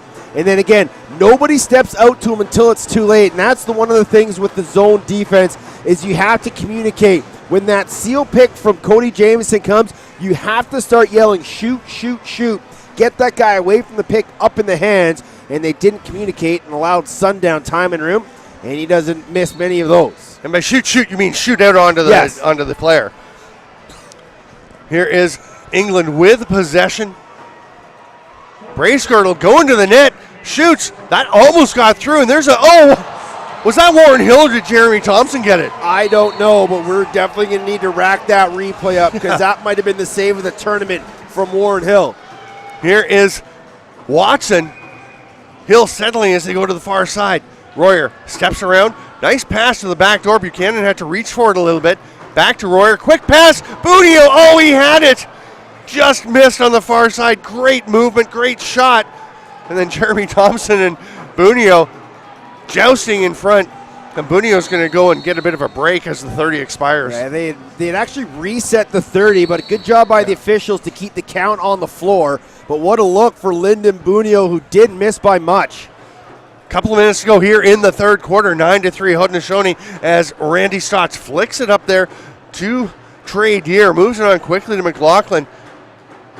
He spins away, looking like he might have shot Hogarth. Quick movement. There's Stotts. That one doesn't get to Deer. 7 seconds left. Deer gets it, bounces one just wide. They're resetting it. Cam McLeod is saying, that didn't touch me. And Walt Christensen, arms up in the air, pleading with the officials, wondering why there was a reset himself. I think if you voted, a lot of people would say they probably agree. Hogarth with a great shot, nice save. Cam McLeod just a back in. Yeah, smart play there by Longboat. Just bangs George Bascom back into the crease. Nanticoke leaves it there for Sundown. Definitely moving much better than he was when he went off. Oh, what a quick release. DeHoga, Nanticoke, beautiful pass. And Cody Jamieson pulls them all together to celebrate. Yeah, and that's just what Cody Jamieson can do. All eyes on number 88 and the orange head. But look at Nanticoke. Crashes down on the crease, bumps his man off balance, floats back into the middle, creating that space with his big body and that pick. And then what a feed from the interior from Jamieson and Nanticoke, and he one-times it into the back of the net. And as we always hear about the size and strength of DeHoga Nanticoke, the feet are great too. You can forget about the hands a little bit. He has incredible hands. Yeah, he is so nifty. I've always been a big fan of DeHoga Nanticoke. Jeremy Thompson to the net. Nice save, McLeod. Ball bounces out. One English defender there in white jerseys all over him. Another one fighting for it now. Bracegirdle going after it, and the Haudenosaunee will get it. Ron John grabbed the ball, sees someone there. It's Brendan Baumberry. He'll leave it for him. 48 left in the period. 20 on the shot clock for the Haudenosaunee. Flip back to Hogarth. Nice little reach shot. Now the English have it, but a 7-second, 8-second difference on the shot clock and game clock. And Walt Christensen was urging his team to run there, but Tom Hallam dropped possession. They had a 3-on-2 going up the floor. And now Christensen calling his defenders over. They're going to set up the O with 13 left on the shot clock.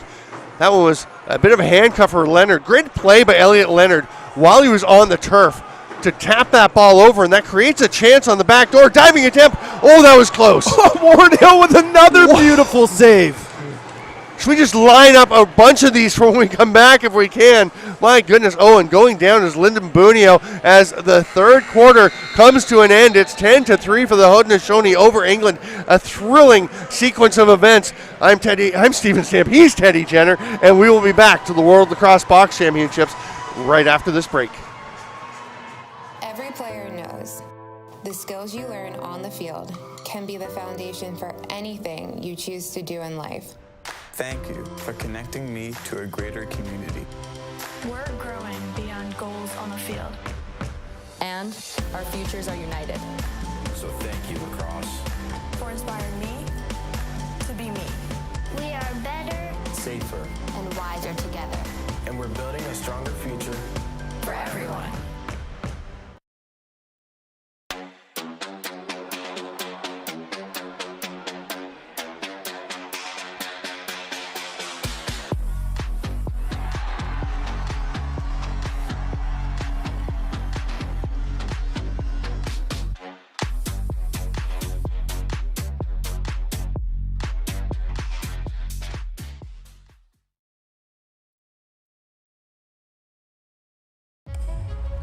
From our unique origins to the modern game, the global lacrosse community has been preparing for this moment.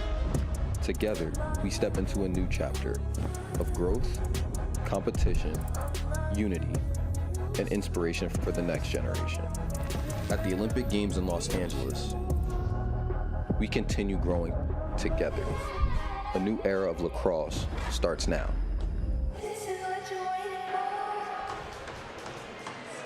Let's give some love to Warren Hill. Actually, the first one is a stick save by Jeremy Thompson. But this one, the backside look, the loose ball, and somehow Warren Hill gets the left glove on it to keep this a 7-goal game, and the Haudenosaunee in complete control. But Warren Hill is having himself a great bounce-back game here tonight. And I love Warren Hill after that last save. Just goes for a little stroll. Just get out, have a little walkabout. We are ready to roll with the fourth quarter. As you said, 10-3 for the Haudenosaunee. I'm Steven Stamp with Teddy Jenner. This is the World Lacrosse Box Championships on ESPN Plus and TSN Plus.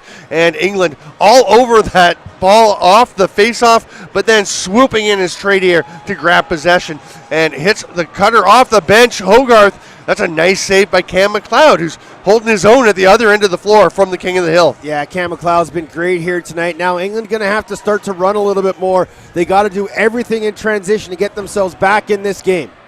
7-goal difference. I think if you told England they'd be within 7 after 3 quarters, they might have thought that's not so bad. Now, how do they take advantage to try and get back in? Here is Jack Royer. Diving attempt. Oh, so close. Then behind the back. That's very close to in. From behind, Royer gets it to Bunio. England applying some pressure. Here's Small. He bounces one. That is in.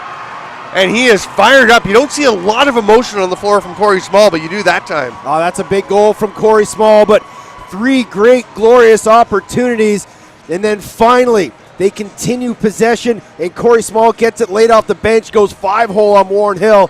But we're starting to see this English team push the tempo like they need to.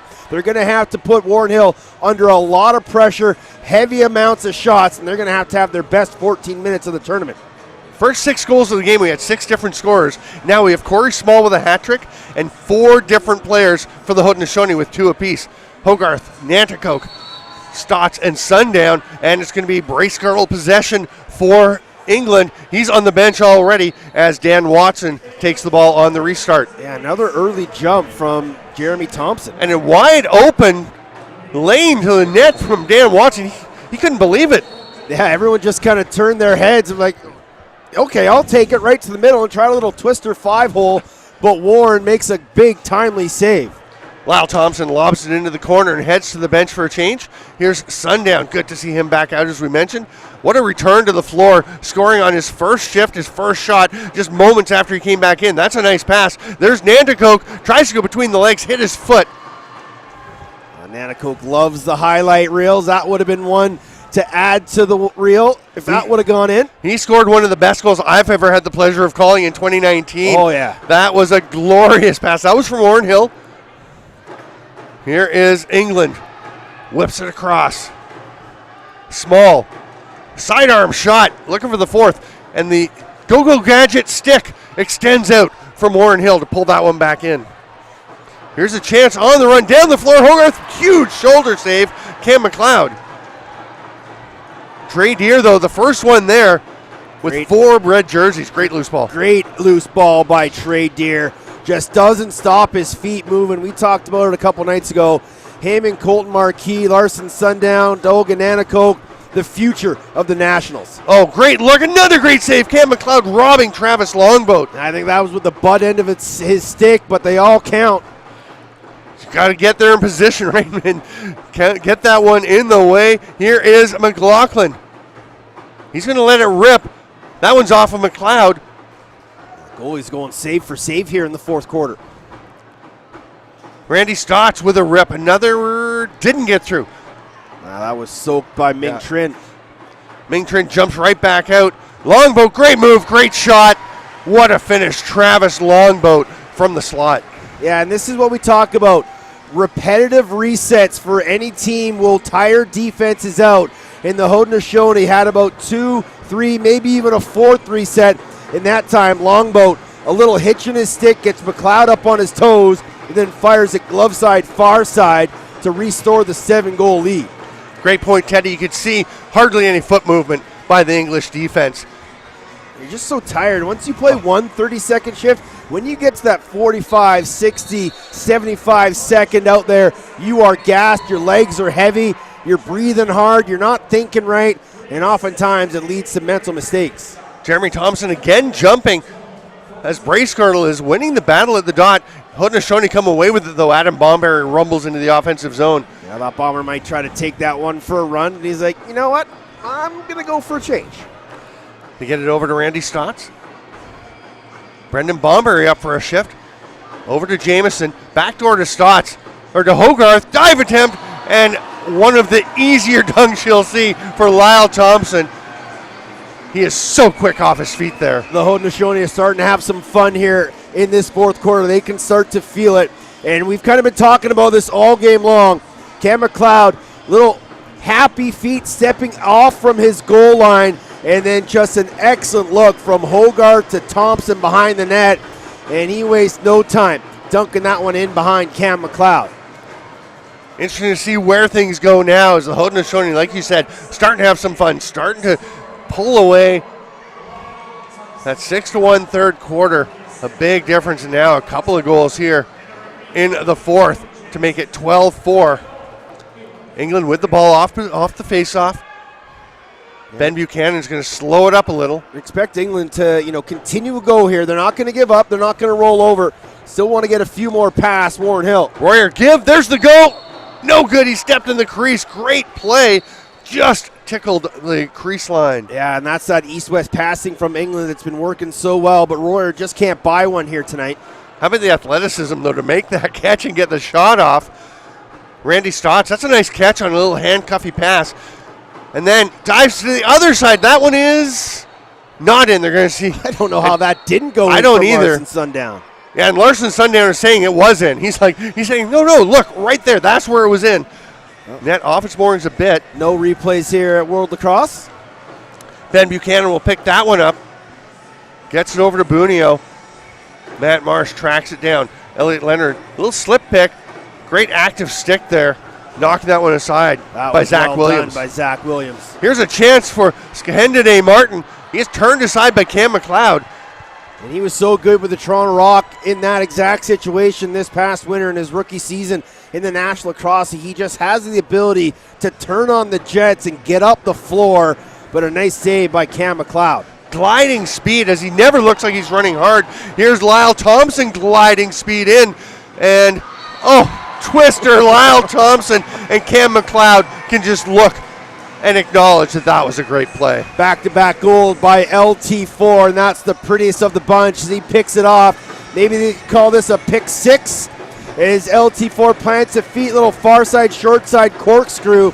And with 10:05 remaining, the Haudenosaunee are starting to pull away. We talked when Corey Small scored his last one, we have a timeout for England. He got a little excited. Lyle Thompson, not a big celebrator, even after a glorious goal like that. Yeah, Lyle Thompson is one of the true sportsmen in the game of lacrosse. I think he's won 5 straight NLL Sportsman of the Year awards, and that's just a great example. He never wants to belittle his opponents. He wants to play the game the right way, wants to honor the creator, and that's just a perfect example. Scores a goal. Obviously, it's a big moment. It's a big goal for his team, for his nation, but he understands it's not always about him. It's always about the sport. I heard you and Mackie talking about that after the women's final, or during the women's final, talking about giving back, playing the creator's game, playing the medicine game. And Lyle Thompson, a big advocate of that, one of the great spokespeople for the sport. And we'll see what England is drawing up, because they're going to want to play this creator's game and this medicine game for them as hard as they can for the final 10:05. Yeah, and I think Walt Christensen wanted to call that timeout just to slow things down, slow the momentum up a little bit. Probably not drawn up anything specific, but just wants to reinforce the fundamentals to his team. Getting on and off the floor, fighting hard for loose balls, playing throughout a full 30-second shift, and just try to slow this Haudenosaunee team down. It's easier said than done, but they've done, kudos to Walt Christensen and his crew, because this has been an excellent showing. Obviously, the second half of this game hasn't quite gone their way, but they've given Haudenosaunee full value. Big battle at the face-off dot. One of those coaches actually with England, Andy Downing, has just taken on the role, the head coach at the Manchester Metropolitan University. And it's a pretty big step for him. And he was saying they have scholarships for players from around the world who might want to come. So if you want to go to Manchester. Well, I'm a Manchester United fan. I could probably use some more education. Go get yourself a master's degree? It's a little much. Okay. a diploma in. I'm happy with my bachelor's degree and my radio diploma. There you go. Well, maybe somebody else will be able to take advantage of that offer. Trey Deer flicks that pass across, bounces it over. Here's Randy Stotts. Looking about to McLaughlin behind the back. McLaughlin gets it back and hard pass across. Good ball movement. Down to 11 on the shot clock. Stotts backdoor. Trey Deer. What a save, Cam McLeod with the left leg. He is having a night as well, even giving up 13. He has made some fantastic saves. All kinds of forecheck pressure. Pretty nice pick there from Roach. Nice to see him back on the floor. Yeah, and then the heavy forecheck from Randy Stotts causes that turnover. We're under 9 minutes to go here in the bronze medal game. Reset, and Stotts will hold it, slow it down a little bit. Deer goes behind the net to Nanticoke. Here's Cody Jamieson. Feeds it through. That gets by everybody. Roach was looking to muck. Now he just swats it out right to Trey Deer. Penalty coming. And if you're going to swat the ball, maybe don't do it right to Trey Deer. And this will be a slashing call on England. And I think they're trying to make a little bit of a concerted effort to get Trey Deer a goal here in this game. He's had a couple good looks. That was the pass inside. He didn't find it. And then, as you said, it just kind of gets whacked and ends up in his stick. Goes low to low, but Cam McLeod focused and understanding the situation makes a nice save, but Haudenosaunee will head to the power play. Trey Deer with 2 goals in the tournament so far. Another great summer for him. Trip to the Minto Cup with the Orangeville Northmen. And what a year he had with that club. Yeah, he was phenomenal in the Minto Cup as expected. Behind the net, Hogarth. They go back door to Jamieson. Can't quite catch that. McLaughlin has it. Lyle Thompson to McLaughlin. That one's off. No, it's not touching anything. So the shot clock ticking down. Randy Stotts gets a big bump from Bracegirdle, and he is going hard after Bracegirdle. And they're going to call interference on Stotts. Nice job there by Bracegirdle. Well, they got a man up ahead if they can pick up possession here. Takes a little while before it's blown in. Randy Stotts, just one of the great, I think, ambassadors of this game. Very well spoken, just terrific to have a conversation with. When he gets upset, he can be very fiery. Yeah, he is one of the fiercest competitors. He never likes to lose, never likes to give an edge to anybody. There's a rip from Royer, who's clearly wanting to get that goal, help his team get some scoring going. Nanticoke quickly back to Brendan Bonbury, back to Nanticoke. Great save, sliding across Cam McLeod, shades of Warren Hill earlier. What an unselfish extra pass from Bonbury right back to Nanticoke. We're past the midway point of the fourth quarter. 48 seconds left in the England penalty. They'll be able to kill a fair bit of it here. Another 15 on the shot clock. And I'd like to see him try to get to the net here, even though they are shorthanded. Yeah, I mean, nothing to lose when you're down by 9 with 7 minutes to go. Lyle Thompson, again, showing off his defensive prowess. Look at the footwork, look at the stick work, and then just shoves Watson over the center line. And we have 7:02 to go. It is 13-4 Haudenosaunee. He is Teddy Jenner. I am Steven Stamp, and this is the World Lacrosse Box Championships on ESPN Plus and TSN Plus. It's your turn to be the spin doctor, the game changer, and the hit maker. Because with all the award-winning gaming, dining, and entertainment Turning Stone has to offer, you can be whoever you want to be. Especially when you want to be out with your crew. Turning Stone Resort Casino. It's your turn. We honor our indigenous roots and international history. Lacrosse is more than a game. We play with speed, heart, and precision. Young, modern, electric, inclusive, growing across the globe. Lacrosse is everyone's sport, governed globally by World Lacrosse. Welcome back to Lacrosse Trends to the 2024 World Lacrosse Box Championships. 7:02 to play in this bronze medal game. The Haudenosaunee in command, 13-4, 27 seconds remaining on the Tom Roach penalty. And Teddy Jenner, Haudenosaunee coming to the power play. How hard do they push to try and get more goals? Yeah, I don't think they go too hard. I think they're still going to want to make a concerted effort to go towards the goal, but as we've seen them do all tournament long, and especially in this game. Watch for the ball movement from the Haudenosaunee. Everyone's going to get a touch, and it's going to be swinging back and forth for a full 30. Nanticoke quickly up to Longboat. There's Jameson at the top. Here is some of the ball movement you're talking about. Jameson rips it. He's deadly up there. Big save McLeod again, and nice job Longboat just slashing in to get that rebound. Yeah, the patented jammer twister from up top. Good save by McLeod. Oh, what a great save again as Nanticoke, the quick release on the McLaughlin pass. Roach racing back into the defensive zone after he's released. Mills Doig had lost his stick, goes and gets it, almost got hit by that ball bouncing around as he picked it up. Jameson with the fresh 30 will pass it off to McLaughlin, go in the middle. Sets a pick as Nanticoke circles around, finds McLaughlin. His shot goes wide. An attempt here by Longboat. That's a pretty good save to avoid the over and back, and then a nice heads-up play. There's some lacrosse IQ to avoid any risk of an over and back by Luke Mills-Doig. Yeah, we were talking about that in the Canada-England game where it might have actually been Mills-Doig who did it, was running back, tried to stop that ball and got called for the over and back. That time he did the right thing, let it bounce, get over the line, then pick it up. There you go, applying the lessons of previous games. That's what it's all about. Walt Christensen will be happy to see that one. Here's all kinds of defensive pressure. Now you're going to muck. Now the 30 will expire, and Haudenosaunee will get possession with 5.5 to go. Yeah, again, for all you young kids out there, especially if you're a defender, loose ball in the corner under 7 seconds. Just roll it off with your foot, little sock or little hacky sack. Keep it loose. Let the clock wind down and get a free possession. 12 seconds, maybe too long. Yeah. Saw somebody try that. Start to do it with about 12-14 in a game earlier, and I thought, that's a bit much. Cody Jameson rips one, another save. It's not often you see Cody Jameson take 2 or 3 from up there and not get one of them. Yeah, and he's able to change the angle of the twister. It comes from the same release point, but he's able to change where he shoots it, and it's so deceiving for goaltenders. Here's Matt Marsh. That's a hard shot off the post. That's going to roll all the way back. Well, it would have gone to Cam McLeod, but some pressure from Trey Deer forces Jack Royer to pick it up. Yeah, good job by Royer to understand that situation and head back and pick up that loose balls. We are under 5 here.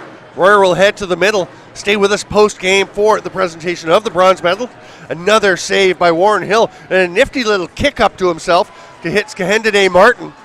Great job by England to get out to take away that transition, but Brooker Muir behind the back.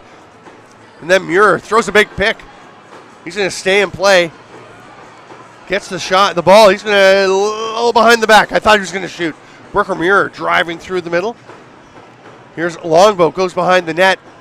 Oh, great look. Nice shot, Longboat, as he hovered in the air. But that's a save again for Cam McLeod. Yeah, that's just Travis Longboat not stopping his feet, continually be a little water bug, working through the middle of the trees. What a year he had with Albany. Behind the net. Oh, that's a lovely little dunk from Trey Deer. They got him the goal. He comes the hard way around, but makes it look easy, tucking that one home. And that's just, again, it comes off of a reset. It comes against a tired defense. It comes against Cam McLeod, who continually steps well out of his crease. But there's no communication that Trey Deer is behind goal line extended. And you can see Cam McLeod, I need help. Somebody let me know that he's there. Because if you tell your goaltender, guy behind, he can't continually step out far enough. But if there is a guy behind, just go shut him off. Yeah. Go put your stick in his body and don't let him catch that pass. Day 9, Game 6 for England at the World Lacrosse Championships. And they've been playing, this is their second time against the Haudenosaunee. Yeah. They played Canada twice, the USA once. It's been a heck of a meat grinder of a tournament here for the English. Here's Cody Jameson. Oh, nice pass. A great save, Cam McLeod. Beautiful ball movement again. Yeah, he's never going to give up his Cam McLeod. He's had a great summer playing goal this year. There's one for Tom Roper on the run. His first goal, his first point of this tournament. And the English fans erupt. They love Tom Roper. Yeah, and that's just a nice little moment for Tom Roper in a moment like this, in a tournament like this. And you can see how much it means to him and this fan base. And we were talking with Mackenzie earlier about, you know, even if when teams are getting blown out 5, 10, 15, sometimes 20 goals, anytime you can score a goal at this level, it means so much. And now Roper can go back home and say, hey, you know what, we may have lost, but I was able to score on Warren Hill. It was a huge win for the English women as there's a penalty coming to England. The English women this afternoon playing the 5th place game against Germany, who win 14-13 over the Germans. What a big day for them to finish up their tournament. Yeah, it was, and it's just continually talking about the growth of the game of lacrosse throughout the world, and we're seeing teams move up and down the rankings. Obviously, the first ever women's box championship, so there weren't rankings. They just kind of based it off of the last women's field lacrosse tournament.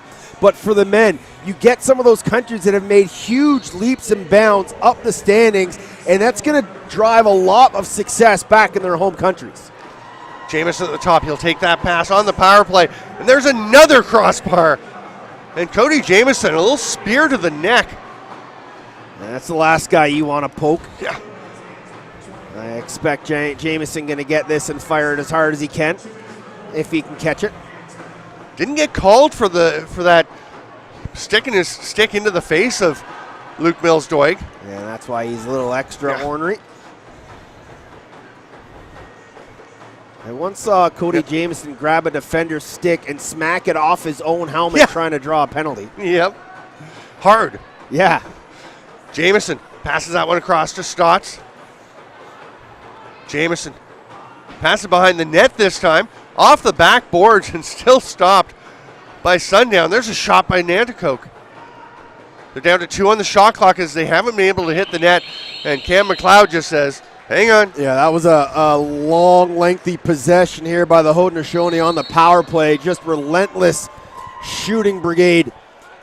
And Cam McLeod happy to see the ball at the other end of the floor with 2 minutes to go. Taylor Harrison got it moving up in the English into the offensive zone. Here's Lyndon Bunio. Lyle Thompson on him.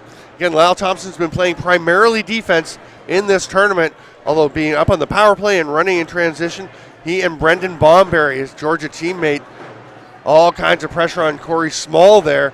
3 left to shoot for England as they are killing this penalty. They'll just let that one go into the corner. And I wonder if, some other NLO coaches might kind of see what Roger Chrysler has done here with his Haudenosaunee team and maybe employ some of those tactics. I know Ed Camo has a master's in coaching. Does he want to see Lyle Thompson run a little both ways for the Swarm more often? That pass was just too hot for either of the lefties to handle. Backdoor attempt by Trey Deer, and literally a master's in coaching. Yeah. Here is Randy Stotts backpedaling, dragging. There's Eli McLaughlin, who is just not able to get one tonight. He has been snake bit. Yeah, he's had a fantastic tournament. We talked about the lengthy summer that he's had. It went to back-to-back NLL finals, losing to the Buffalo Bandits this year. It was Albany losing this year, but 2 years ago. Yeah, so he's played a lot of lacrosse, and he'd love to get one more here before this thing ends. Had a run with the Peterborough Lakers a couple years ago, and then this past year went to the Six Nations Chiefs, got the Mann Cup. Big moment for him. Randy Stotts with just a few left on the shot clock will rip it in. Stopped by McLeod. We're into the final 30 seconds. Stay with us post-game. We'll have the medal presentations. We'll tee up tomorrow's games. And Cam McLeod's going to the bench.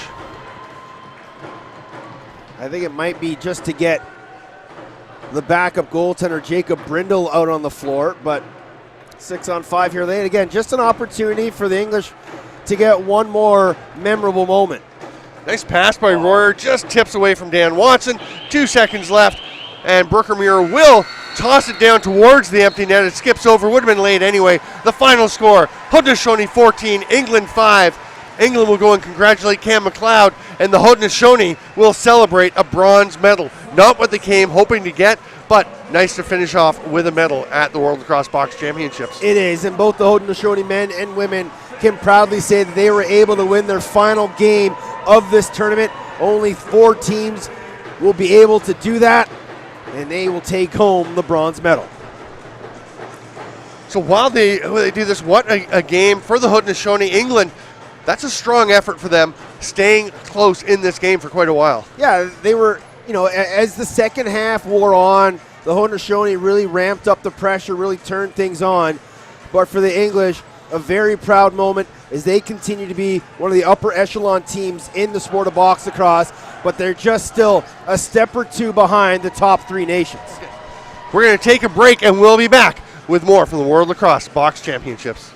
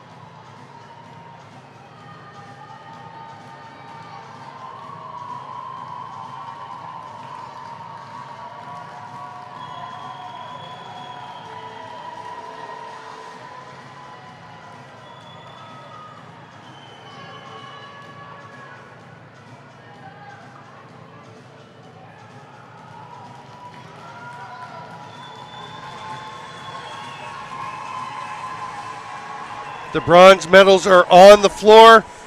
The handshake lines begin.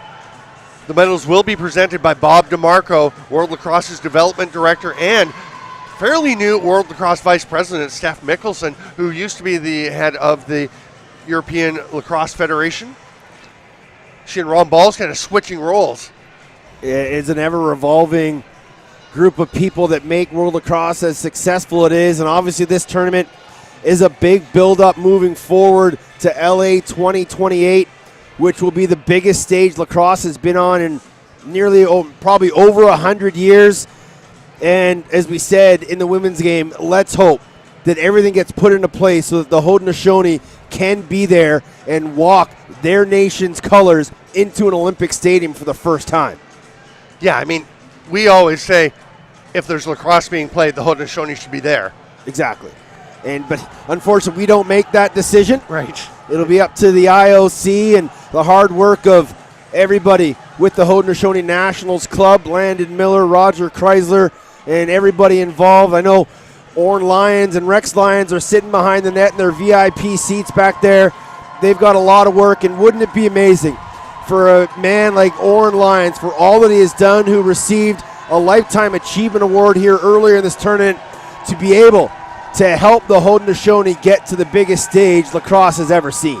And Oren Lyon's such a legend in this game.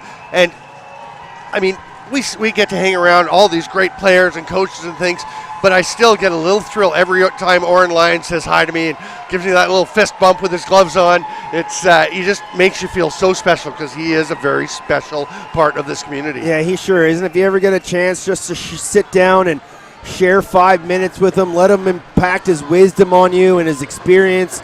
It is such an amazing, amazing moment to be able to spend some time with him. I saw him a little bit earlier, and he was taking down some lunch and just kind of sitting enjoying. I said, this is going to be a good game. Your guys are going to play it well. And he's like, I know they are, and I'm excited for it. So great to see him. But, you know, overall, this entire tournament, it's been wonderful to see all the camaraderie from the men's and women's teams, from all the athletes. You know, we talk about the World Games in San Diego, how the A pool was about 30 minutes down the road from the rest of the group. So there wasn't that kind of influx of the top nations with the lower seeds, so they couldn't hang out, shake hands, take pictures, watch practices. Here in Utica, everything other than those Tuesday games have been right here in Oneida County at the ABC Arena, at the Nexus Center.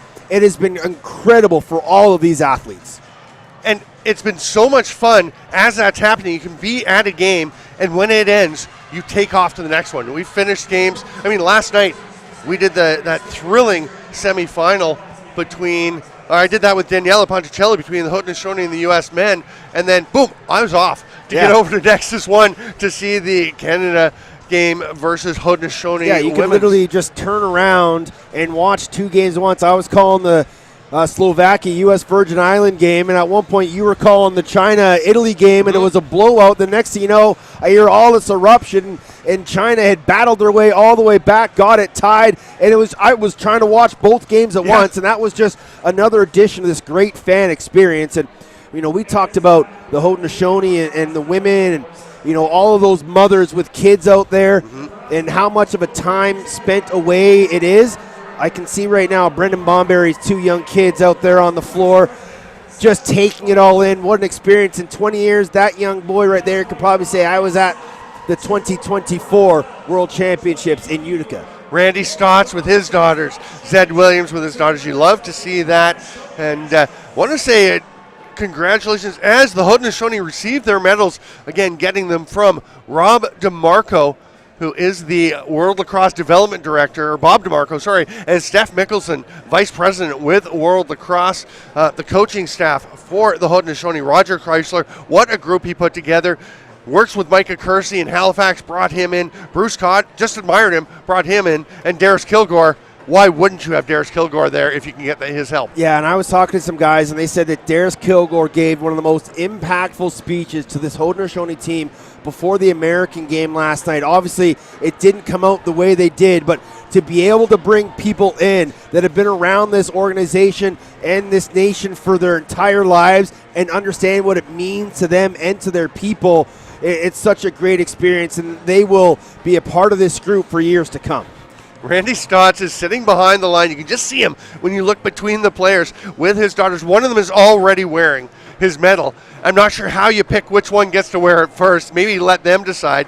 So he gives the other one of his knee wraps just so they can each have something to play with. But yeah, congratulations to the Haudenosaunee. What a group. Congratulations to England as well. Walt Christensen, you talked about the domesticization of this English team. He's got Dan Perot helping him. Then English coaches Rob Ingham-Clark and Andy Downing, who are doing such a big role in this. Again, becoming more and more domestic, developing. There's the Southern Box League. Players from all up and down England go and play a series of games over the winter. The Fly Sixes competition that is so great. So much happening for England as well. Yeah, it's just so incredible to see the growth of box lacrosse in Europe, and everybody knows the history of the Al Scherbeski tournament, the E-Box League, the She-Box League, now the NBLL. The growth of box lacrosse, and that's one of the things I love about Europe. Yes, they do play some field lacrosse, but some of these countries, they're a box-first country, and they have outdoor fields. They have indoor boxes. They have youth programs and travel teams. And over the next few years, the game has continually grown over the last decade. In the next few years, I can't wait for the next World Championship, wherever it is, because some of these countries are going to have so much more talent just based off of what we saw here this year. It has not been decided yet. The process still getting going. There's so much to turn out as things are getting back on program after COVID. This tournament would have been last year. It was 2019 was the last one. We're off by a year, but it's so great to have it going on now. In 2 years' time, 2026, the European Box Lacrosse Championships in Prague.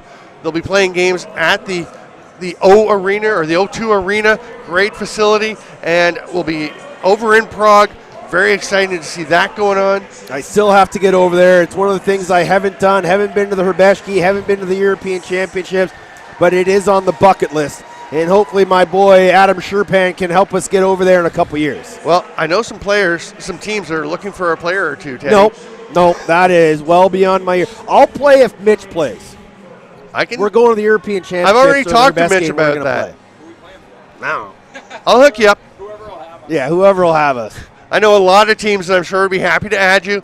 There are some players. Jonas Dirks played a couple of years ago. Yeah, Brad Gavin MacArthur Prout's played over there. Gavin Prout. Yeah, Gavin had an interesting experience over there. Sure did. Yeah, it's just been it's an unbelievable experience, and so many Canadian teams, whether they be junior teams or club teams, have gone over there to participate in it, and it's such a great experience for everybody involved. But this has been a phenomenal week for the Haudenosaunee men's and women's. Of course, it didn't end the way either of the teams wanted it to, but at the end of the day, they've won their final game of the tournament. They are bronze medalists. They're the third best team in the world, and that's nothing to turn your fist about. The women did this photo down in front of the net. I actually got to stand behind. I was walking by as I saw them, and they were so happy. Their fans so happy. The men do it right out at center floor, and they cheer for each other. The men cheering on the women, the women cheering on the men. England's fans are still cheering for their men, and what a great experience for these teams. And for the Haudenosaunee women, they were talking about how one of them was saying to me, people laughed at us last year because they played at the Lacrosse tournament right here in Utica, and they had some distance to travel. Jason Johnson and his staff have done an incredible job of developing that program to the point where they look outstanding here. Yeah, it's been phenomenal. We just talked about all the work that all of these nations are doing to help their teams get to that next level, and this is just another step. But don't forget, tomorrow, women's gold medal game at 1 p.m. Daniela, Mitch, Mackey will have the call. I'll be setting things up. We'll also have a gold medal halftime show between the two gold medal games. We'll have a studio show right here in the arena and getting you set for the men's gold medal game. It will be a historic day, the first ever women's gold medal final. Who will take that home? And then maybe the game of the tournament, a rematch from earlier, Canada-US in the men's gold.